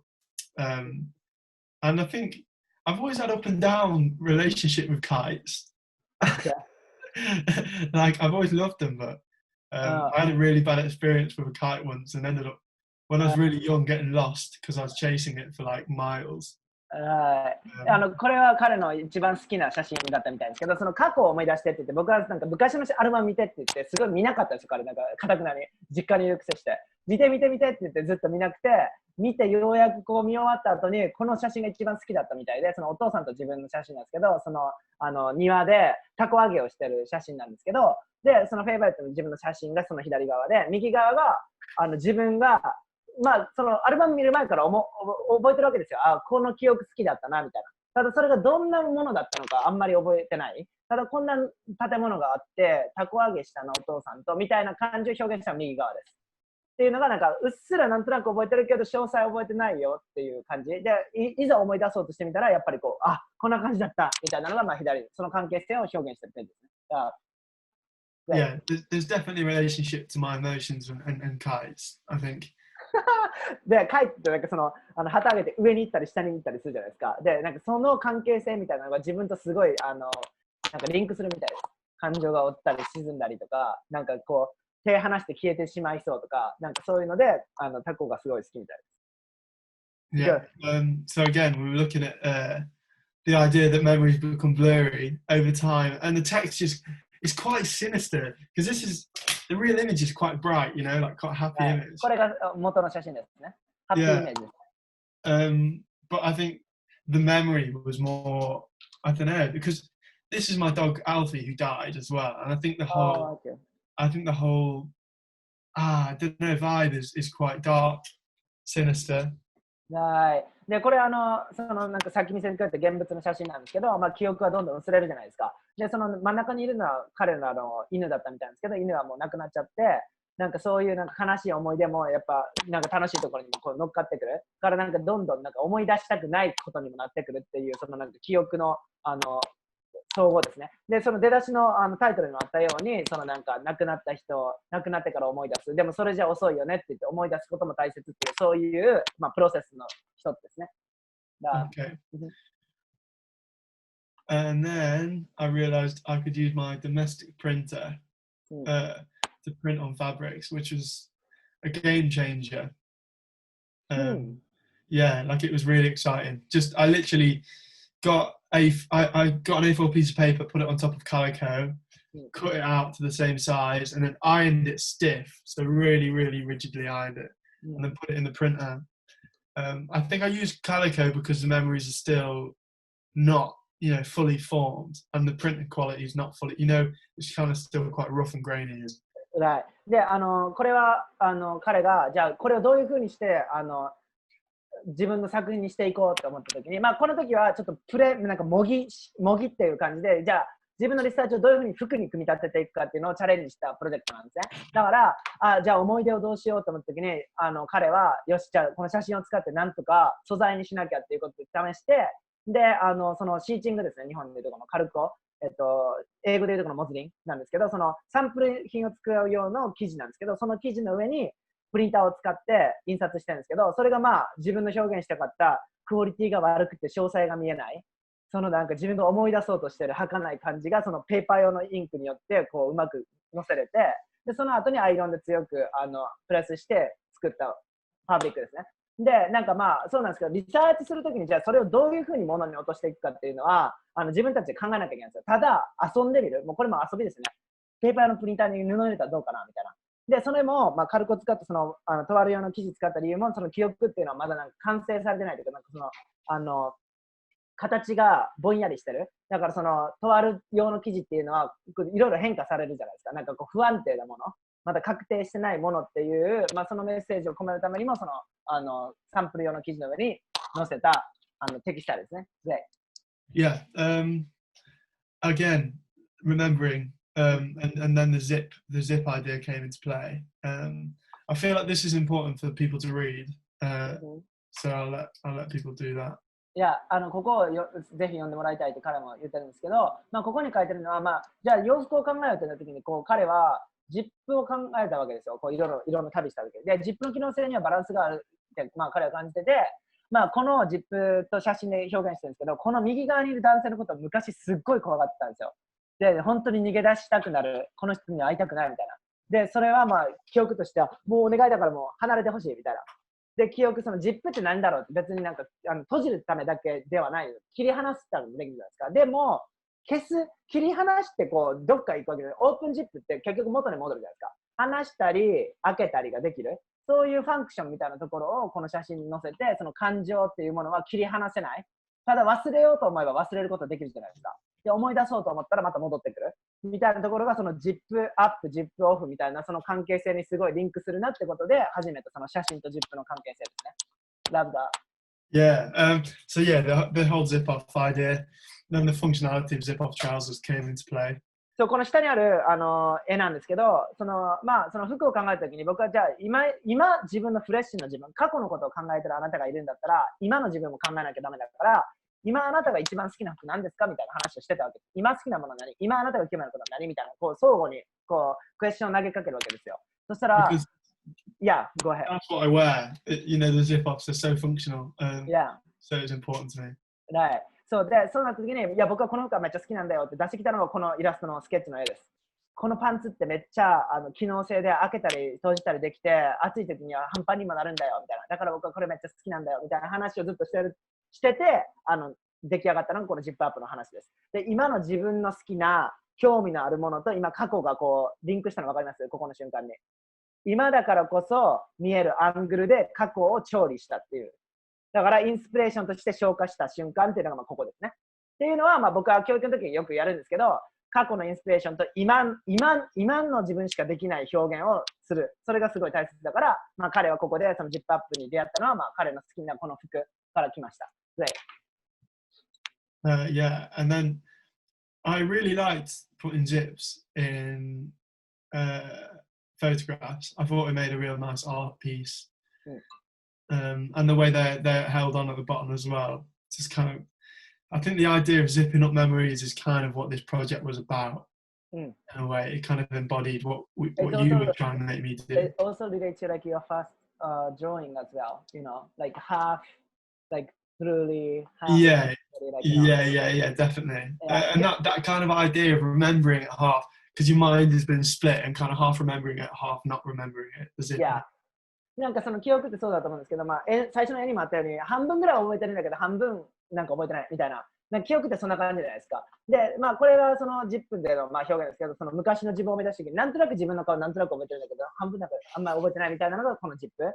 で、彼はその絶対それを失わないように強くステッチしてるの分かります？下に。で、記憶って失いたくないじゃないですか。だから忘れたいことはあるんだけど、やっぱりそれでもその大切な記憶みたいなものにはちゃんと止めをつけたいっていうので強くその下にステッチをして止めておく、セーブしておくっていう、まあ、その段階のコラージュですね。Great. Yeah. So this is some illustrations of what and where would zip off. So the idea of zipping off memories and zipping them back on and keeping good ones, getting rid of not good ones. で、これがまあ、ここからコレクション作りましょうっていろんなやり方あるんだけど、これはまあショートプロジェクトなんで、じゃあその思い出をどういうふうに今の自分に載せるかっていうことで、彼はその今の自分のフェイバリットの好きなパンツにこう載せていくっていうプロジェクトにしてるんですけど、まあそのジップオフで記憶をちょっと忘れる。で、もう一回取り戻す。なんかこう、彼のまあ、プロセスがまさにこれ反映されてるんですけど、見たくなかった、ずーっと見たくなかった昔のアルバムを初めて見たことによって取り戻した感情。だからまあ、そのアクセスがある限り戻せるっていう、その取り外しです。記憶もなんかこう、アジャストしていく、なんかガチャガチャみたいな。忘れたかったんだけど、この写真見た瞬間に思い出してしまうみたいな、あるじゃないですか、そういう引き金。っていうのが、そのジップアップ、ジップオフみたいなのに載せていくっていう、まあ、スケッチですね。Okay. This is kind of working out how I was going to make zip-off trousers. で、これがどういうふうにパターンをやっていくかの設計図ですね。ここをこういうふうに開けて、このぐらいのハイトで、自分のサイズで作ってるから自分のことを測って、なんか数学みたいにここにジップを置いてみたいな設計図のイラストですね。So the thing was, I obviously only have an A4 printer, so the image had to be, the bottom leg had to be A4. で、自分のプリンターが A4 サイズだから、その写真入れるところは A4 サイズじゃないとダメだよねっていう感じの設計図を立ててる感じですね。Great. So that's kind of, yeah, that's kind of what I went off. So I had to shrink the pattern to this size. そこをちっちゃくしてですね。And then this is some imagery of, so I think this is really important, the scootering. And I showed this to my girlfriend and she agreed. Like this is kind of what we just did for growing up. This is it. This is a kind of British culture. You go to school, you get back and you go on your scooter. Yeah. And you just scooter about or your skateboard or whatever you're into. I remember doing it with my mate for just hours on these cobbles because this is like where I live. And this is a lad that lives next door. He's just growing up. He's 10. And he was like, when I saw him, I was like, have you got any ideas for this shoot? Because he's like a model now. He always models my garments. And he was like, yeah, I've got a couple ideas. And he just scooted around like telling me all his ideas, thinking about them in these trousers that I've just made, not a care in the world. And I just found that really interesting. これが最後のファイナルに向けての、てかまあファイナルの写真なんですけど、まあコラージュ風にやってるんですけど、そのイギリスって学校行くときにこういうなんかキックボードっていうんですかね。それで学校行くみたいですよ、ちっちゃい時って。シャカシャカシャカって。で、その石畳を蹴り上げて学校に行くみたいな、そこを改めてその記憶を戻っていくときに思い出して、その自分がパンツを作ってるから、そのパンツを表現するためにどういう土台に乗せて表現するかなってときに、そのキックボードにもう一回乗り直して、同じ通学路を行った時の写真ですね。その時の流れを感じる動きですね、ムーブメント、進んでる。時が進んで発信していくんだけど、記憶は一緒についてくるみたいな。で、忘れたかったらジップオフするよみたいな、なんかそういうのを載せる絵ですね。Great. Okay, wonderful.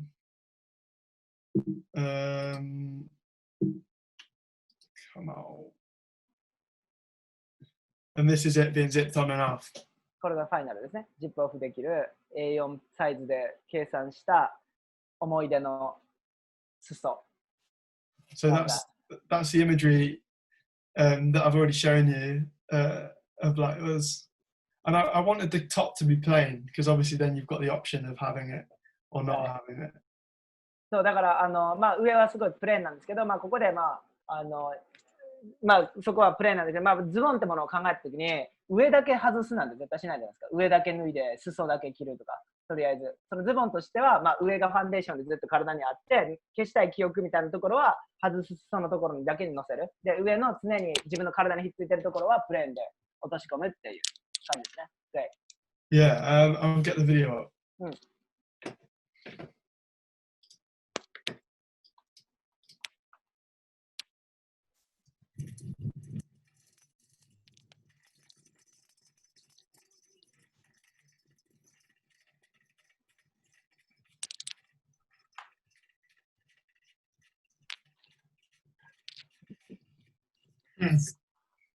Yeah. まあこうやって自分がキックスケーターをこいでるっていう映像。And then what else was that? So that's a video, and then that was kind of the final garment. And then obviously the mask stuff. That's also what I did. それでその生地を使ってマスクも作ったよっていう。でこれは僕らが話してるんですけど、そのマスクを着るってどういうことかって、まあすごい今っぽいし。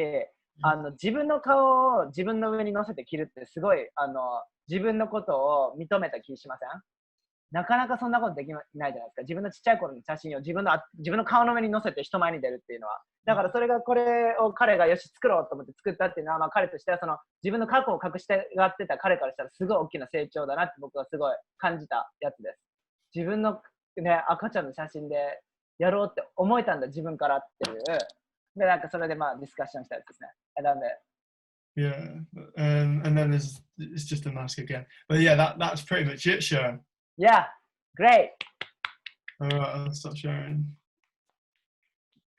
て感じですかね。で、まあなんか、今なんかこう、見てなんとなく感じていただけましたでしょうか。彼のなんかその葛藤からのなんかこう成長みたいなものが。で、さっきからプレゼンしてる時にめっちゃ僕に冗談とか嘘とか言ってくるんですけど、やっぱそういうのってプレゼンってすごい大切ですよ。作品見せる時に。何も真面目になんか真摯にこう伝えるだけが価値じゃないって時ありますからね。自分の人間性がちょっとちょっかい出して、なんかいたずら好きとかってそういう人間性全然出してくれてもいいし、なんかせっかくの人前のプレゼンテーションでなんかこう冗談言ったりするなんか度胸みたいなのも評価につながる時もあるし、それはまあ自分の中でこう考えながらやるといいんじゃないかなっていう。でなんか今日なんかすごいなんかワイワイ行きましょうとかで結局僕が一人でベラベラなんかベントで僕がベラベラ喋ってなんか講義みたいになりましたけど、なんかつかめました？なんかどんな感じでデザイナーとして成長していくのか、もうほんと出だしのこう種の部分からこう咲いていく瞬間っていうのはこれですね。でもちろんここからじゃあコレクション作りましょうとなったらもう本当にいっぱいやることいっぱいあるし、じゃあこれはダメだな、これはどうだなって、テクニック的にこうだよなっていろんな話に発展するわけなんですけど、そのデザインの根本みたいな、デザインは誰でもできますからね。誰でもやっていいし、アートなんかね、ちっちゃい頃から作れるし、絵描いてみたりそれもアートだし、そういうなんかこうステップがあるんだけど、そのなんか自分の考えとかを整理していく。で、自分自身をこう受け入れていく。だから僕はなんか講義の時もみんなと言ってると思うんですけど、なんか結構デザインプロセスってメディテーションに近いよねとか、なんか自分に対するなんかそのリハビリに近いよねっていうのは、彼もそうなんですけど、今も自分の過去の話するのも楽しそうだし、家族の思い出喋るのも楽しそうだし、で、自分の過去ってすごいいいものだったなって、すごいポジティブになってるのを感じました。なんか、ポジティブに昔の葛藤を喋れるようにもなって、で、今もすごい、僕が出会った時すごい暗かったんですよ。もうコロナもあるし、もうこの先終わりだみたいな。もうアントワープにも行けなかったし、自分はもう何したいか分かんない。ちょっとなんか、1年家でこもるのは嫌だなみたいな感じだったんですよ。で僕なんか、いやもうそんなことないよみたいな、なんかそんななんか自分の考え方次第だからって言って、いやもう何から始めていいか分かんないみたいな、そういうとこから始まってるのは今。で、今彼は自分の中で、まあ第二志望だったそのウェストミニスターの大学にももう行くって決めたんですよ。で、その時もどうしたらいいってすごい聞かれたけど、僕からしたら立ち止まる時間なんてないんですよ、人生に。それで、せっかく受かってて、行ったこともないところは、やっぱここは嫌だって名前で判断するのってすごい失礼じゃないですか、そもそも。この人はこの肩書きだからなんかクソだなとか言って、実際会ってみたらいい人って結構悪くないです？なんか友達の中でも。変な評判聞いてたけど、実際には全然違うかったなっていうのが絶対あるから、経験のためにも一回入ってみて、それでも違うって思ったりとか、次の道が見えるんだったら、乗り移ったらいいし、とりあえずなんかこう、せっかくね、受かったってことは向こうが迎え入れてくれてるわけだから、行ったらいいんじゃないっていう話で、彼は結構今、ポジティブに行くっていう形になってて、だけど、やっぱりアントワープにも行きたいから、これからまた受験もし直そうかなとか、なんかそういう話。で、なんか他にやれるいい、まあインターンシップがあったりとか、そういう機会があったら、そっちに行くのもオープンって感じで、結構前向きに来るチャンスになんか飛び込もうみたいな感じですね。ということで、僕はもうさておいて、今日はもうベントレーの話なんで、ベントレーに行きたいんですけど、ちょっと最後の最後にいいです？僕、今回 Q&A 含めて2時間で終わらせて言い切ってたんですけども、2時間になっちゃいましたね。ごめんなさいね。懇親会なんで好きに、さって抜けてくださいね。いつものごとく長いんで。で、皆さんにちょっと最後に見せたかったんですよ。皆さん僕のスクリーン見えてますか？見えてますね。で、っていうのが、どういう感じでじゃあウェブ上で行くんだろうっていうのをちょっと見せたいんですけど、皆さんも会員なので、会員ページに入っていただけると思うんですけど、これちょっと切ります。まあこれ会員ページですね。皆様、ありがとうございます。てか、会員登録していただいてっていう話を最初に言いたかった忘れてた。ありがとうございますって感じですね。ありがとうございます。で、その、まあ、会員ページに行きますと、こうぐるぐるって行くわけですよね。会員の懇親会がありますって。で、懇親会は今日第1回なんですけど、懇親会結構開いていこうかなと思うんですよ。なんか秘密勉強会じゃないけど、懇親会して、なんかだべって、質問リストを前もってもらって答えるとか、なんか会員のみんなと僕は和気あいあいやりたいんで、みんなでゴイゴイいろんなことやりましょう。で、今回見せたいのはここですね。ベントレー奮闘日記ハイライト動画日本語字幕付きっていうのが新しいコーナーであるんですよ。で、その下にはフルバージョン英語のみがあったりとか、ベントレーが今レポートもらってるんで日記を。どういうことを喋ってどういうカットがある赤裸々に書いてもらう日記も見れます。で、このハイライトっていうのが何なのかっていう話ですね。で、このハイライトにプッて入ってもらうと、まあ第1回目が入ってるので、第1回目ミーティング自分の内に秘めてる思いとはっていうのを、まあここに載せてるわけですよ。で、これをYouTube に飛んでもらってもいいし、まあここで見てもらってもいいんですけど、ちょっとうるさいかな。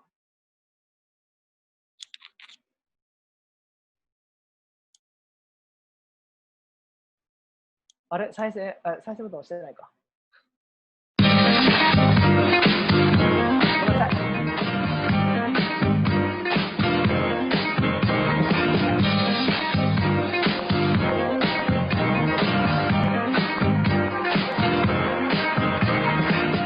I wanted to bring this idea in like on the runway, like the high fashion stage, people gonna watch my work as a high fashion, but I'm just like kind of, as soon as I go like interview, I basically talk about this reality, I'm not making this for, enjoying this like, like the luxuriness, I'm using this platform to make boys stronger, to think about, rethink about the material, the way of living. So I was doing it, and then like the funniest things, most of like fashion magazines came to me for the interviews, but they didn't use it. Okay, yeah. So, fashion industry is, controlling, those things, Right. っていう感じで、見れますので、っていう感じです。ちょっとそれをなんか、イントロ見せたかっただけなんですけど、こんな感じで、オープニングがありまして、チャンチャンチャンみたいなのは、ベントレーの普段の、動画を集めたんですけど、それが始まって、僕はなんかこれ、あれ第1回目なんですけど、見て、僕が言ったように、後ろにめっちゃ楽器あったじゃないですか、ギターがあったりとか、みたいなのが1回目のミーティングです。で、その時に、まず僕は僕のことを話すわけですよ。僕のこと分かんないわけだから。だから僕はどういう思いでやってて、どういうことなんだよ、みたいなことは、自分をまずさらけ出す。で、そこから自分、これ皆さん考えてください。コミュニケーション取るとか、コラボレーションのやり方が分かんないってよく聞かれるんですけど、自分がコラボレーションするとか、相手のと一緒に仕事したりとか、まず自分を出してくださいね。相手のやつだけこうやって探ろうとしないでくださいね。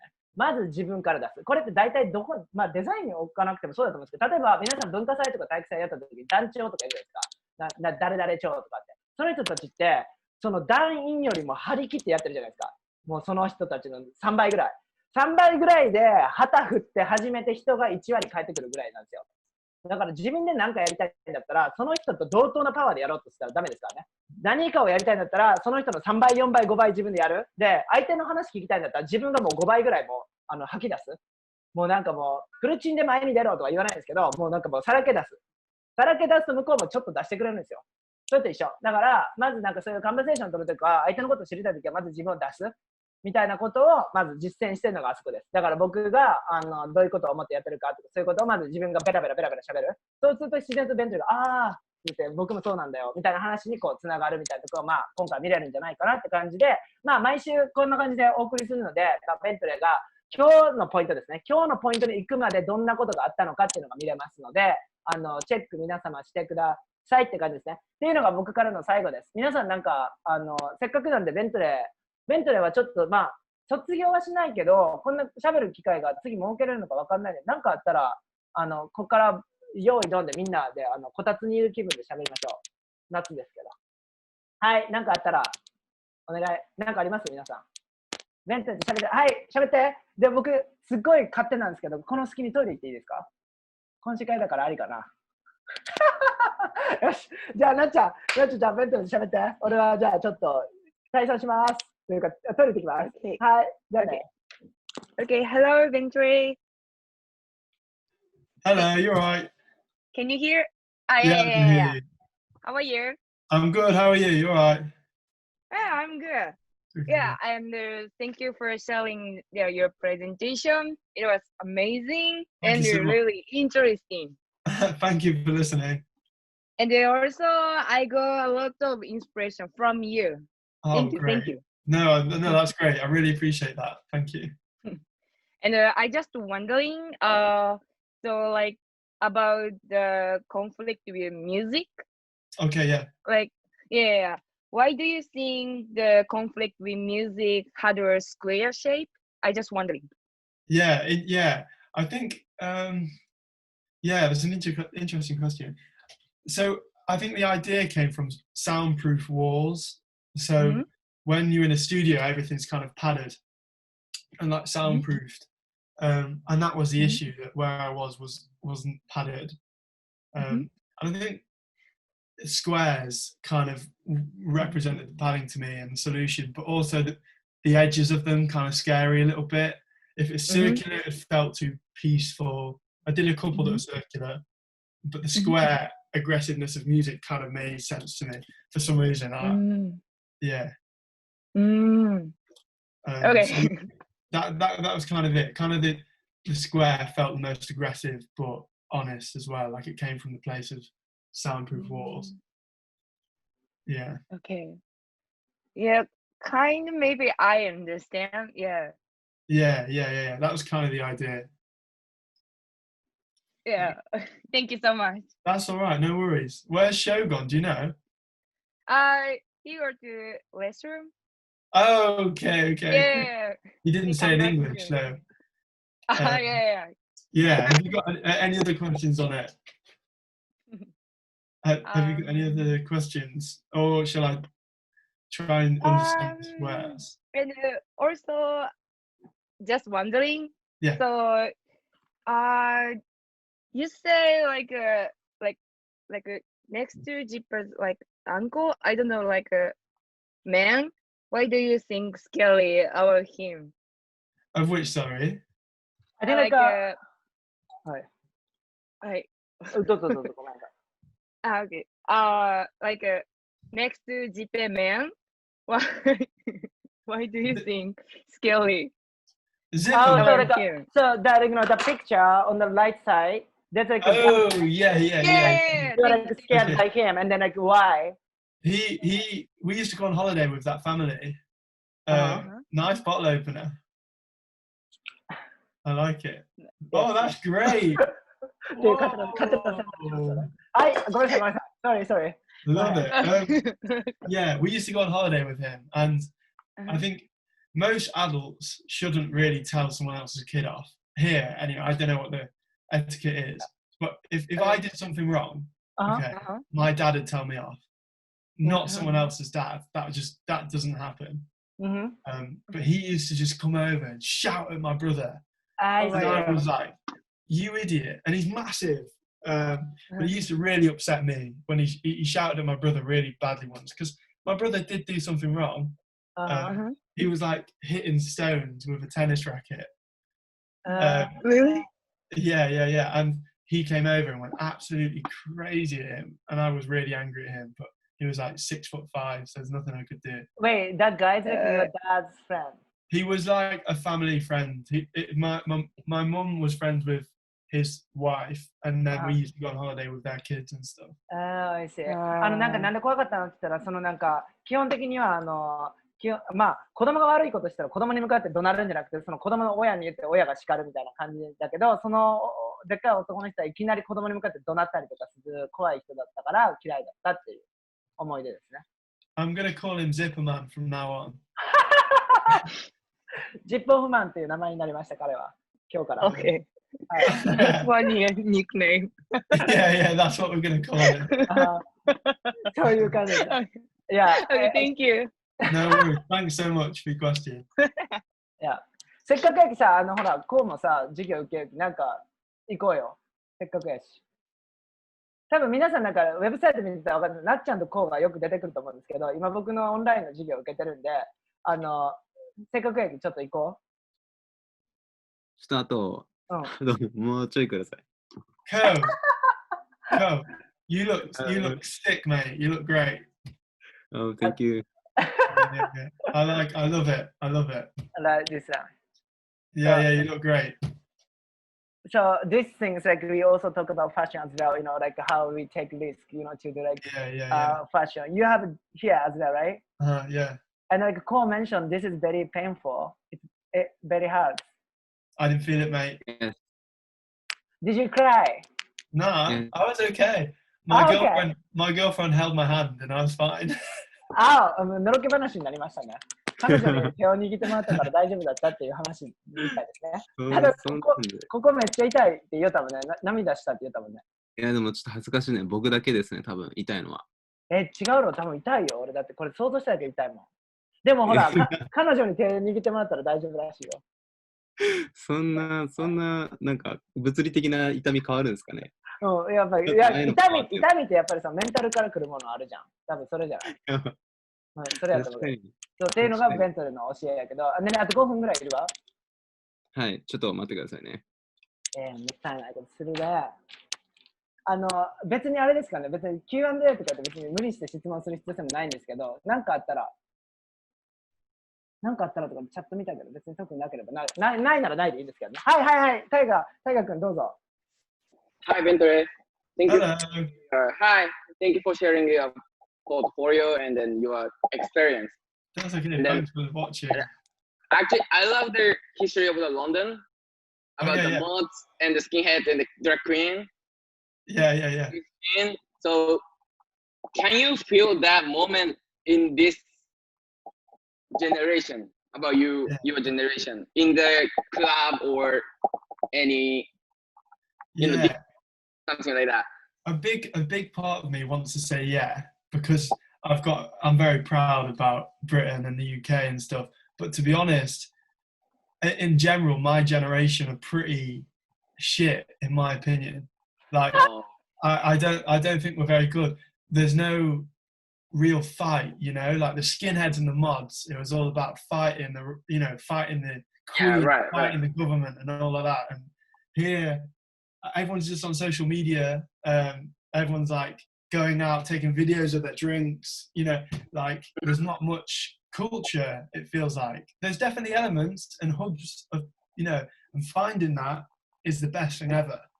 But from what I experience, a lot of people are living off other people's experience and videoing it and trying to replicate it. And I think lockdown helped that because there's only so much you can see on Instagram when everyone's locked inside, you know?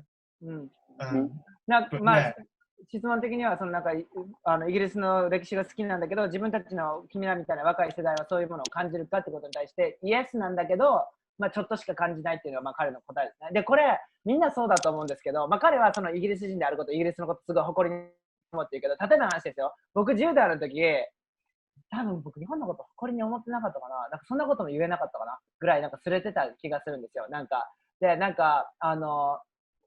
これはまあなんかちょっとなんか文化的な違いもあると思うんだけど、なんか10代ならではの悩みってあるじゃないですか。感覚、なんかかっこつけたいとか、超昔に行ったらかっけーってなるんだけど、ちょっと上に対してはなんかこう反抗的というか、お前らなんかみたいな、この世界変えてやると。I will say there is a really good music scene. Like a lot of us play music. A lot of my friends are in bands. I'm in a band. There's definitely, maybe I'm being pessimistic, and there really is good culture here, but a lot of it feels negative at the moment. Anyway. Like at the moment, you feel negative about your country. About my generation more so. I think my country, I think my country's okay, but my generation, I'm worried we're too addicted to our phones and social media. That's my worry. 僕これちょっと聞きたい。今ここに10代、20歳ぐらいの人いますよね。ちょっと聞きたいわけ、日本人代表として。ソーシャルメディアに依存する自分とか、自分たちの世代が携帯ばっかり触ることに対してネガティブ？僕ネガティブです。ネガティブながや。僕あんまり好きじゃないです。それに対してなんか恥ずかしいみたいな、なんかこう自信恥ずかしいっていうよりかはなんかそれにこうなんかストリクトされてる感じがなんか負けた気がする感じがします。僕はテクノロジーに。なんかそれになんか囚われた感じみたいな、なんかこう。いやなんかそこの四角の枠から抜け出せなくなりそうな自分がいるのがちょっと嫌だなっていう。なんかわかりますか？なんかやれることは増えるんだけど、頭の中のマインドがどんどん狭くなってる感覚はします。面白い。なんかそれ多分なんか10代の新しい悩みながらあるね。だから多分中高生の時とかからインスタがあったりとか別のプラットフォームがあると、それの新たないじめとかそういうのもあるがあるね。多分なんかネガティブな要素もなんかいろいろあっての多分そういうことがあるね。なんかそれならではのなんか多分ネガティブ要素っていうのがその10代思春期とともにあることによって見えてくるかなってすごい思う。なんか例えば僕来年30だごめんなさい。びっくりした自分で。まあ気分はそう18ぐらいで止めてるんですけど、じゃあ1991年生まれの自分からすると、その SNS で育つってことはいろんな可能性あるじゃんって思うんですよ、僕からしたら。それによってなんかいろいろなんかまあ大変なこともあるんだろうなって感じだけど、結構可能性に近い部分を感じてたから、その世代の人たちがそれに対して超ネガティブなんだよとかっていう感じだから、やっぱり10代の時って悩むよねっていうのが僕のなんか感情。そこに何があろうと悩む年頃なんだなっていうのを、なんかベントとすごい喋ってもどこの国にいようとどんな場所で誰と過ごしていようと、やっぱりその年って悩む年なんだなっていつも思うんですよ。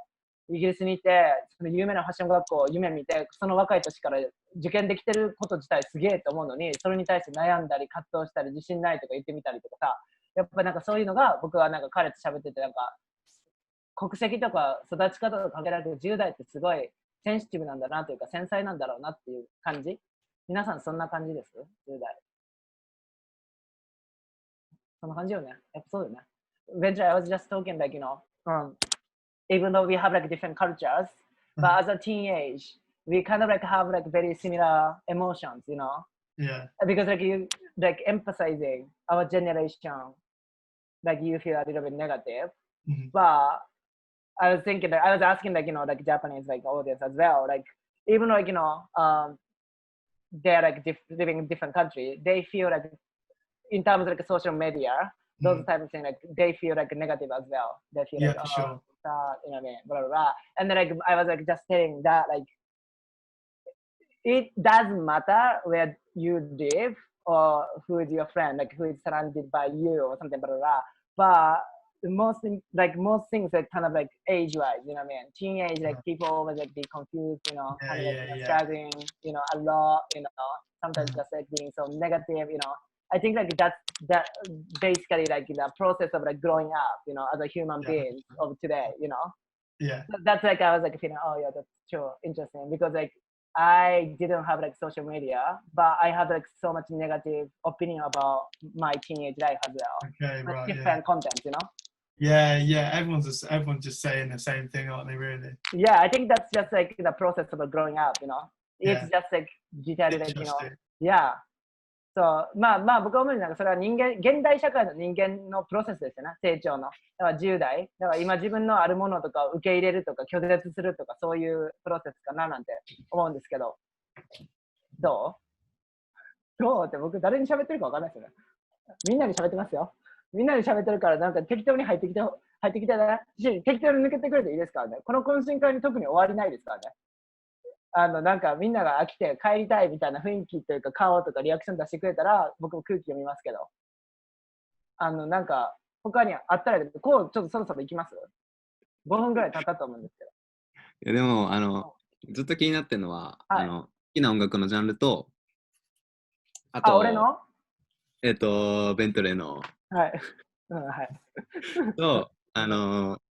とさっき言ったライブかなんかの時に、ミスで罵られたっていうのあったじゃないですか。僕もバンドやってたんですけど。マジぽいね。多分。なんかそんなにミスしても怒られてる人とか、ミス見ても怒られてる人とか怒ってる人あんま見たことないんで、ちょっとそういうのってなんかあるんですかね、文化の違い的なのは。本当に僕でも確かにそうやね。日本の文化で考えたときに誰かがミスしてさ、怒ったり罵ったりってあんませんね。本当に見たことないんで。黙って、あれやろ、ツイッターとか上げる感じやろ、さらす系やない。いや、まあ確かにそうかもしれない。なんかその人の失敗とかさ、直接絶対言わんけど、なんか写真とかで撮りためてさ、後でなんか面白いキャプションつけてあげるの。LINE のグループチャットとか。そういう投稿の仕方してんのか。シュッて。そうやろ、俺なんかそれは想像できる。俺が日本によって誰かが目の前でなんか失敗とかしたらみんながこう取り入るのに思いつくけど。まあ確かに。それそうか。好きな音楽のジャンル？はい。なんかどういうふうに罵られたのかちょっと詳しい状況を聞きたいです。ベンチャー思い出したくなかったらあれですけど。大丈夫。Eventually, he was asking, like, what's your favorite, like, music genre? Like, to listen to. What yeah, band? listen. Band, like one band. Wait, oh yeah, you have like favorite one band? No. No, Favorite genre? I don't know. I mean, rap's good. Like, it's a go-to. Really? Yeah, Who's like your favorite rapper? I love Notorious Big, obviously. ラップ系が好きみたいですよ、ヒップホップの。で、今、なんかそう好きなラッパー誰って言ってくれたけど、僕、ラップわかんなすぎて誰かわかんなかった。僕もわかんない。Who's the rapper? Notorious Big. Huh? Notorious Big, right? Notorious Big, yeah. Yeah, that's cool. B.I.G. No, Big. Yeah, it's all good, baby. 知りません。So, and then, oh yeah, that's your favorite. No, I think to be honest, the Beatles. It has to be the Beatles. Oh. Yeah, and it's so boring though. It's so boring to say the Beatles. But to be honest, like I grew up listening to them. My dad loves them. My granddad loves them. Everyone in Britain loves the Beatles. ビートルズが好きみたいです、結果。ラップのくだりは、まあ、さておいて、ビートルズが好きっていう。So I listen to like hardcore rap, you know, rapping, and then the Beatles like, and then the rap. Yeah. だからビートルズ入れて、見てビートルズの T シャツが。ベントレー、see the one, 佐藤陽一の iPhone. Where are you pointing? Showing like Beatles illustration. Oh, right, I can't see. Do you see it? You can. Oh, yeah. This is Abbey Road, yeah?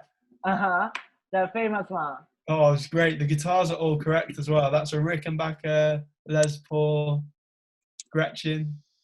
Love it. So like your answer is rap and then Beatles. That's your original genre. Yeah. That's all this, yo. And then also like he was like saying like he was also like did like a band as well. Okay, yeah. So he was just like asking that like you said like you had like a struggle, you had like a mistake when you are like driving, and then people like give them like bullshit and that not really happen in Japan. If like someone take mistake in the public front of the people. In Japanese, maybe like in Japanese culture, but like we don't really say anything. We just like kind of like take photos sneaky and then update, make fun of them or something. Like, really? Like online, kind of like, things. We don't really say like, oh, you are bullshit, you are bad, blah, blah, blah. Really? So like he was just being curious, like what they said to you. Okay, like, the details. I think it was a long time ago. I'm a lot better now. But he said, what did he say? He said, I will never go anywhere, not just in music, in general. Oh. He said, you'll never go anywhere. Who is he? Like, he is your friend as well? My friend's dad. Oh, really? Why, like, your daddies are so, like... He's a musician as well, this guy. He was, like, Royal College of Music, musician, classical, Why like those like generation like being so critical to young generation? I don't know. It's like royal. It's like hierarchy stuff. They're a bad generation as well. I must admit that they have their faults. そのわーって言ってきた特に傷つけられた言葉は友達のお父さんからその失敗に対してこいつはもう何してもうまくいかんってすごい言われたらしい。そんな将来潰そうなことを言いますかね。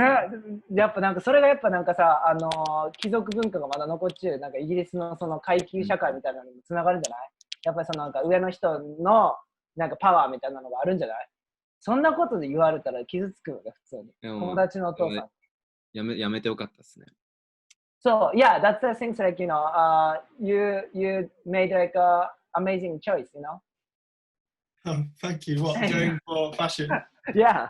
It's a good decision. To be honest, though, I still play a lot of music with the band, and we make quite a lot of money through it. How? Yeah, we get lots of gigs. Really? Yeah, we made like £1,200 off gigs and stuff. Like lots really? Of yeah. まだバンド活動してるみたいです。で、金を稼いでるぜっていう話してますね。and we've been in the newspapers and things. Good. Yeah. そうだから現役バンドマンですね。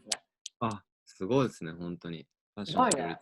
そう、だから音楽とファッションタイプの人間。なんかファッションってよくあると思うけど、音楽がインスピレーションのデザイナーってよく話聞きません？なんか、この音楽からインスピレーションを得てみたいな。僕全然意味わかんないんで、音楽なんかピンともスンとも来ないタイプの人間なんで、あーって感じだけど、まさにベントはそのタイプだから、自分で表現の音楽とその受け取るやり方も違うと思う。やっぱりそのなんか、弾く人だから感じれる聴き方みたいなのもあるし、その音楽がなんとか。で、そうよ、それでもさ、それで音楽がめっちゃすごい重要なインスピレーションなのかなって何回も問いただすけど、音楽は全然関係ないらしい、自分のクリエーションに今のところ。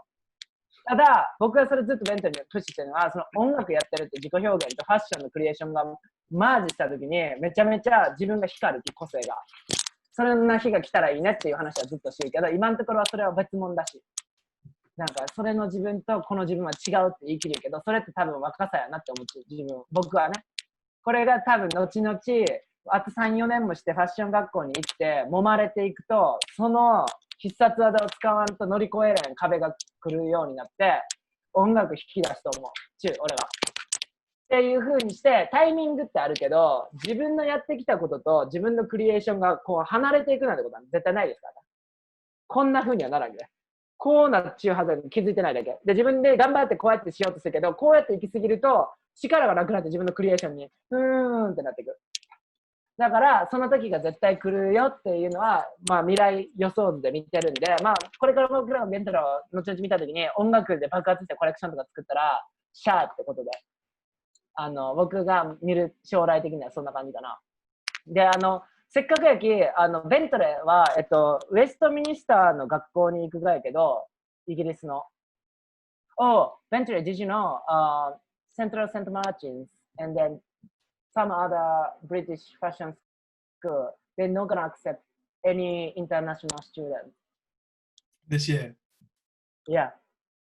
Shit. Yeah. No, they're not going to accept like, because of the COVID. So it's going to be like, think about being a UK, no international student means only EU people. So your education gonna be like totally different for sure, Yeah, because the international student, it's not just like, giving money to school. It's just like also giving like new ideas to classmates and then like teachers as well. Well, so my friend's coming from Hong Kong. I think he's coming to us. No. This is fine. Oh, really? People are applying now. Shit. So people planning to apply this winter, like in December, January or something. They're not gonna accept any of like any international. So that includes America. Yeah.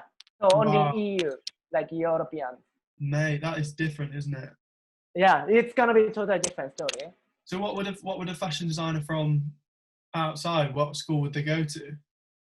I don't know, maybe like they're gonna stay in their countries. I don't know, like, but like still US, yes, they accept like international. That's why I'm like expecting like New York's gonna be more like international students, because like think about if like Central St. Martin's not gonna accept any international. People always dream, I wanna go Central St. Martin's. And then those people need to switch, need to think about different potentials. And of course I think about, maybe Parsons, maybe like some other like Antwerp or something, you know what I mean? So that's gonna be different, stage. So 僕はそう言ったんですけど、セントラルセントマーチンとか、イギリス系とかヨーロッパ系の学校は結構もう外国の学生を拒否しだしたんですよ。なんで今年受験しようとしてる人はいけないっていう。ヨーロッパの人のみになりましたんで、それがもたらすことって言ったら、別に学校に外国の人が少なくなるとか、それだけの問題じゃなくて、やっぱりインターナショナルがいるっていうのは、その考えの違いとか、やっぱりそのディスカッションのレベルの深さとか変わってくるわけですよ。いろんな世界をこう股にかけて話し合いするわけだから。っていうものがなくなるから、多分その今年受ける生徒たちはすごいヨーロピアンの思想の団体ができる一つの珍しい層ができるんじゃないかなって僕のちょっと未来予想図。その層で育った学年、クラスメートずっとヨーロピアンなわけじゃないですか、とりあえずしばらくは。ってなるとデザインの思想とか考え方とかが違うから、もしかするといい意味でアントワープ7みたいなのがまたできるんじゃないかなと思ってるんですよ。ちょっとしたなんか濃厚なヨーロピアンの層がセントマーチンズにさってこう惹かれて、その世代の人たちがなんかより深いところにパンっていって、なんか今までにないようなインターナショナルっていうところから一回こうかけ離れたすごいなんかこう濃厚なものができるのか、すごいぐちゃぐちゃになるかどっちかかなっていう感じの、まあなんかだからそのなんか教育ってまあ将来的な話なんで、今だから学生がどういうものを作るとかそういう話じゃなくて、その人たちが羽ばたいた時のやっぱなんか投資みたいなもんだから、僕はすごいなんか名を張ってるけど、今年そうなんですよ。受験が結構難しくなってるから、まあ受験したくてもできないとか、まあそんな巡り合わせなんでね。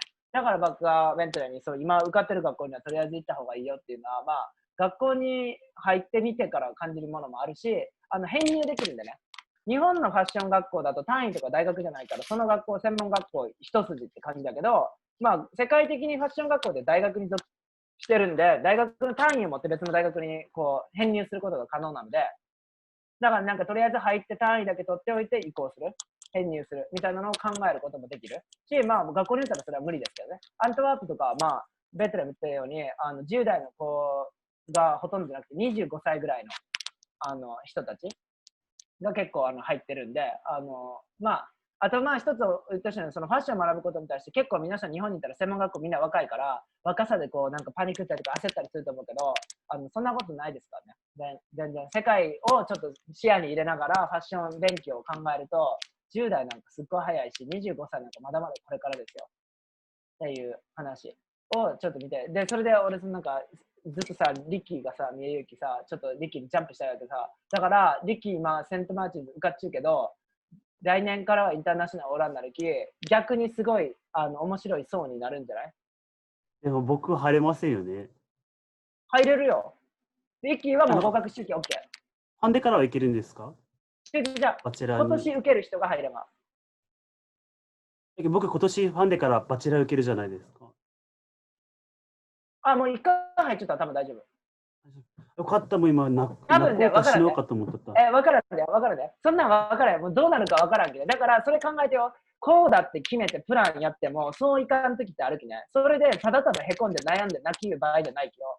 そこにはまた新しい可能性があるき。それでもうスイッチしよう。いや、俺はすごい思うけど、じゃあ今ファンデから受けますってなったときに、もしかしたら拒否するかもしれんよ。そんなこと誰も分かるんだよ。今コロナでさ、今こんなことやるのも誰も予測しないし、多分やけど、もしかしたら、インターナショナル無理ですっても急にパンって弾き返されるかもしれないさ。その時はその時のプラン B、C を持って動きよった方がいいよ。一つだけにね、思い乗せすぎると絶望した時本当にもうなんか辛すぎるきね。まあそれはそれで力になるきいいけど、学校なんてね、所詮ね、学校やき。自分次第やけど、学校がダメやけど自分がどうかなるわけじゃないけど。でもまあ考えてもしかしたらね、なるかもしれん。今年ファンデーション終わって受けますってなった時に急に発表されるかもしれない。ヨーロッパ圏の人は OK だけどみたいな。そう、ちょっとそれは日々アップデートされるき追いかけた方がいいかもね。No, Bentley, I was talking like to Ricky. He's actually going to a foundation course at the UAL from next month. Yeah. So is he able to go? Yeah, he is. But you know, but he can't apply to St. Martin's then. Yeah, after that. So then probably not accepting. Antwerp's better. Antwerp still they are accepting. Antwerp is better. I'd apply to Antwerp. If not, I think don't stress. Take a year out. Yeah. Like if that's what happens, it's shit. But try and just take a year out and be more prepared the year after as well. そうなんか1年オフ取って頃合い見て帰ってくるでもいいし、あとなんか僕最近こっちの周りのデザインしてる人ともよく話すんですけど、学生のうちってすごい焦るし早く仕事したいって思うけど、本当に社会人になると一生仕事しますからね。皆さんそこはなんかいや1年オフ取れて学生もう一回できるんだったらラッキーぐらいのテンションでやってほしいよね。なんかせっかく学生できてるのに悩みながらやるのはもったいないよ。じゃあまあ1年もし行けんってなったら来年じゃあ帰ってくるぞぶちかましてやろうと思ってポートフォリオ作って経験積んでもいいし、別にその間に働いたらいいじゃん。ちょっと間そんな時があっても全然ありですよ。で、まあ、ベントレーもその手。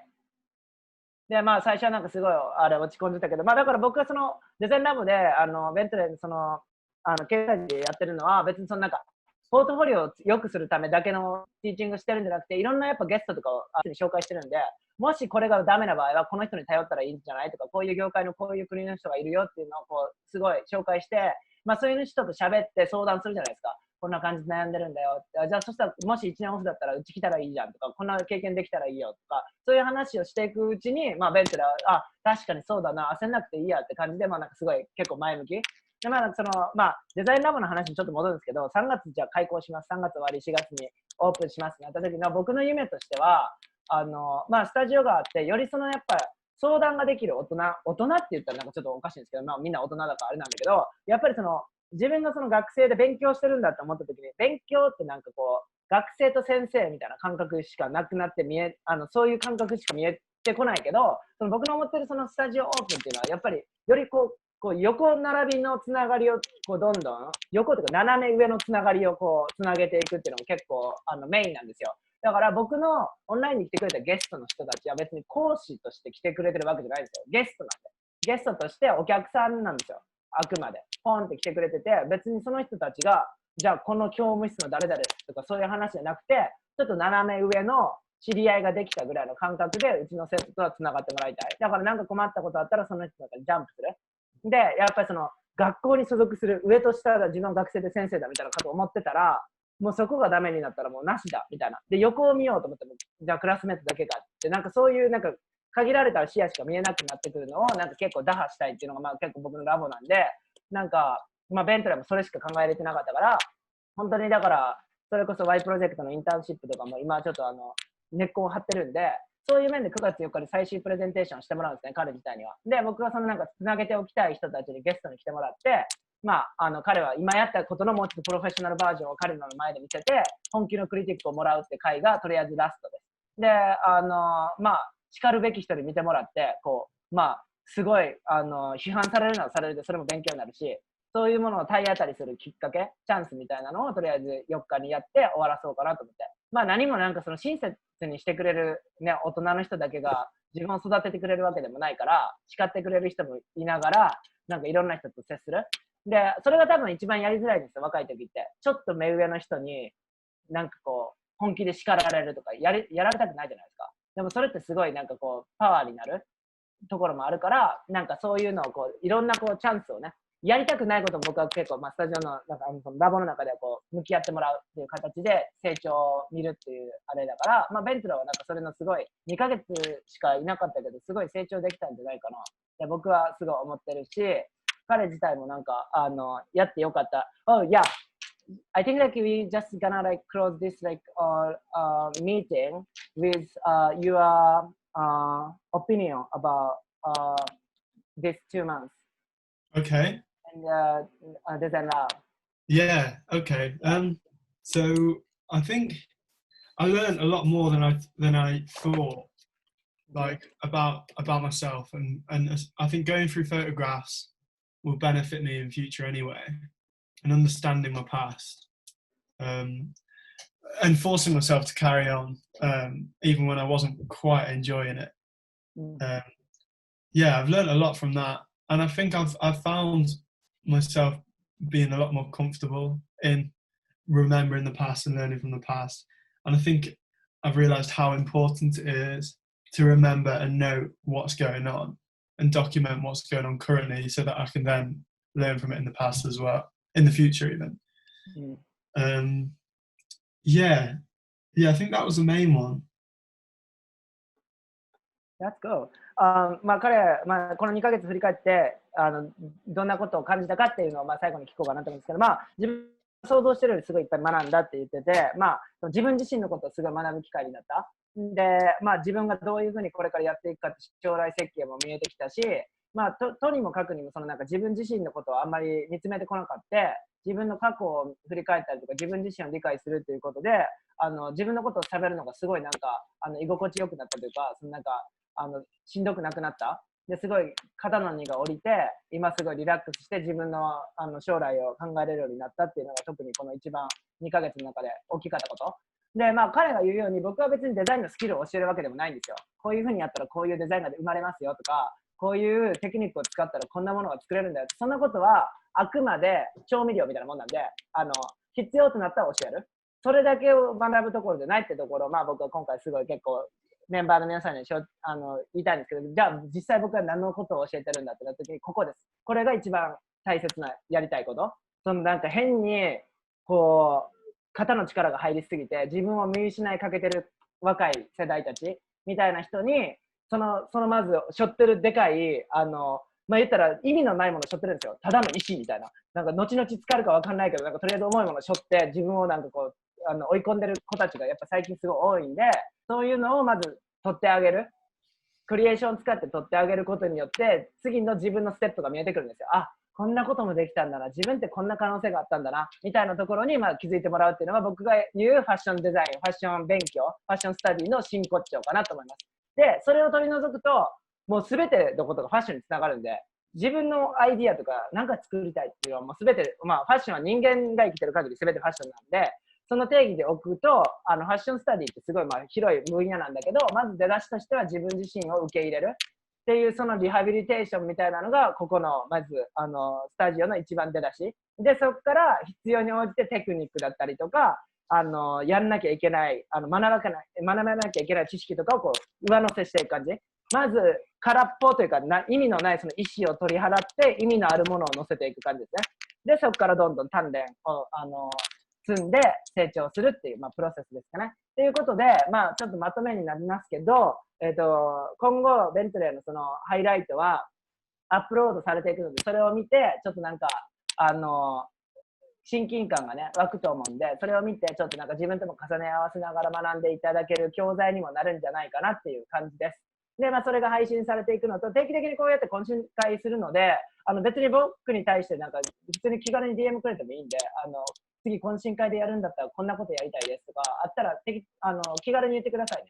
懇親会に関しては別になんか僕がやりたいと思ってやってるだけなんで、次はなんかもうちょっとラフな感じでこれが聞きたいですとか、で僕自身で全然喋れてないこととかもいっぱいあるんで、そういうのも話していけたらいいかなとか、まあなんかみんな多分セレブリティの話とか多分ちょっと気になるとも思うから、そういうなんかそういう人たちがどういうふうにファッションやってるかとか、そういう解説とかも入れていくと面白いなんかワイワイできる懇親会になるんじゃないかなって感じなんで、アイディアを募集中です。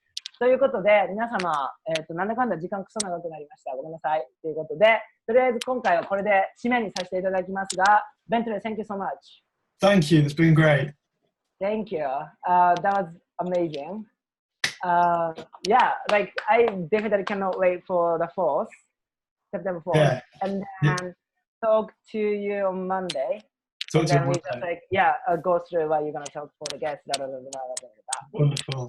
All right. Thank you, everyone. Thank you so much. Yeah, thank you so much. ということで皆様、また次回どこかでお会いしましょうとか言って、ごめんなさい。最後に、次の講義決まってるんで、9月11日です。9月11日は、最近プロフェッショナルばっかり呼んでるんで、次は学生の生の大学院卒業したての FIT の、まあ、前回はパーソンズの大学院見たんで、次は FIT の大学院の卒業生の、ポートフォリオを一緒に見ていくんですけど、彼は今回初めて英語が苦手なタイプの、アジア人系の留学生をゲストに呼んでますので、ちょっとよりもうちょっと身近な感じでどういう葛藤があったかとか学んでいけたらいいかなという感じで、9月11日でございますので、それでは皆様お元気で。 See you じゃあまた会いま later. しょう。 Thank you. See you. バイバイ。 Bye. Bye. バイバイバイバイ。ありがとうございます。ありがとうございました。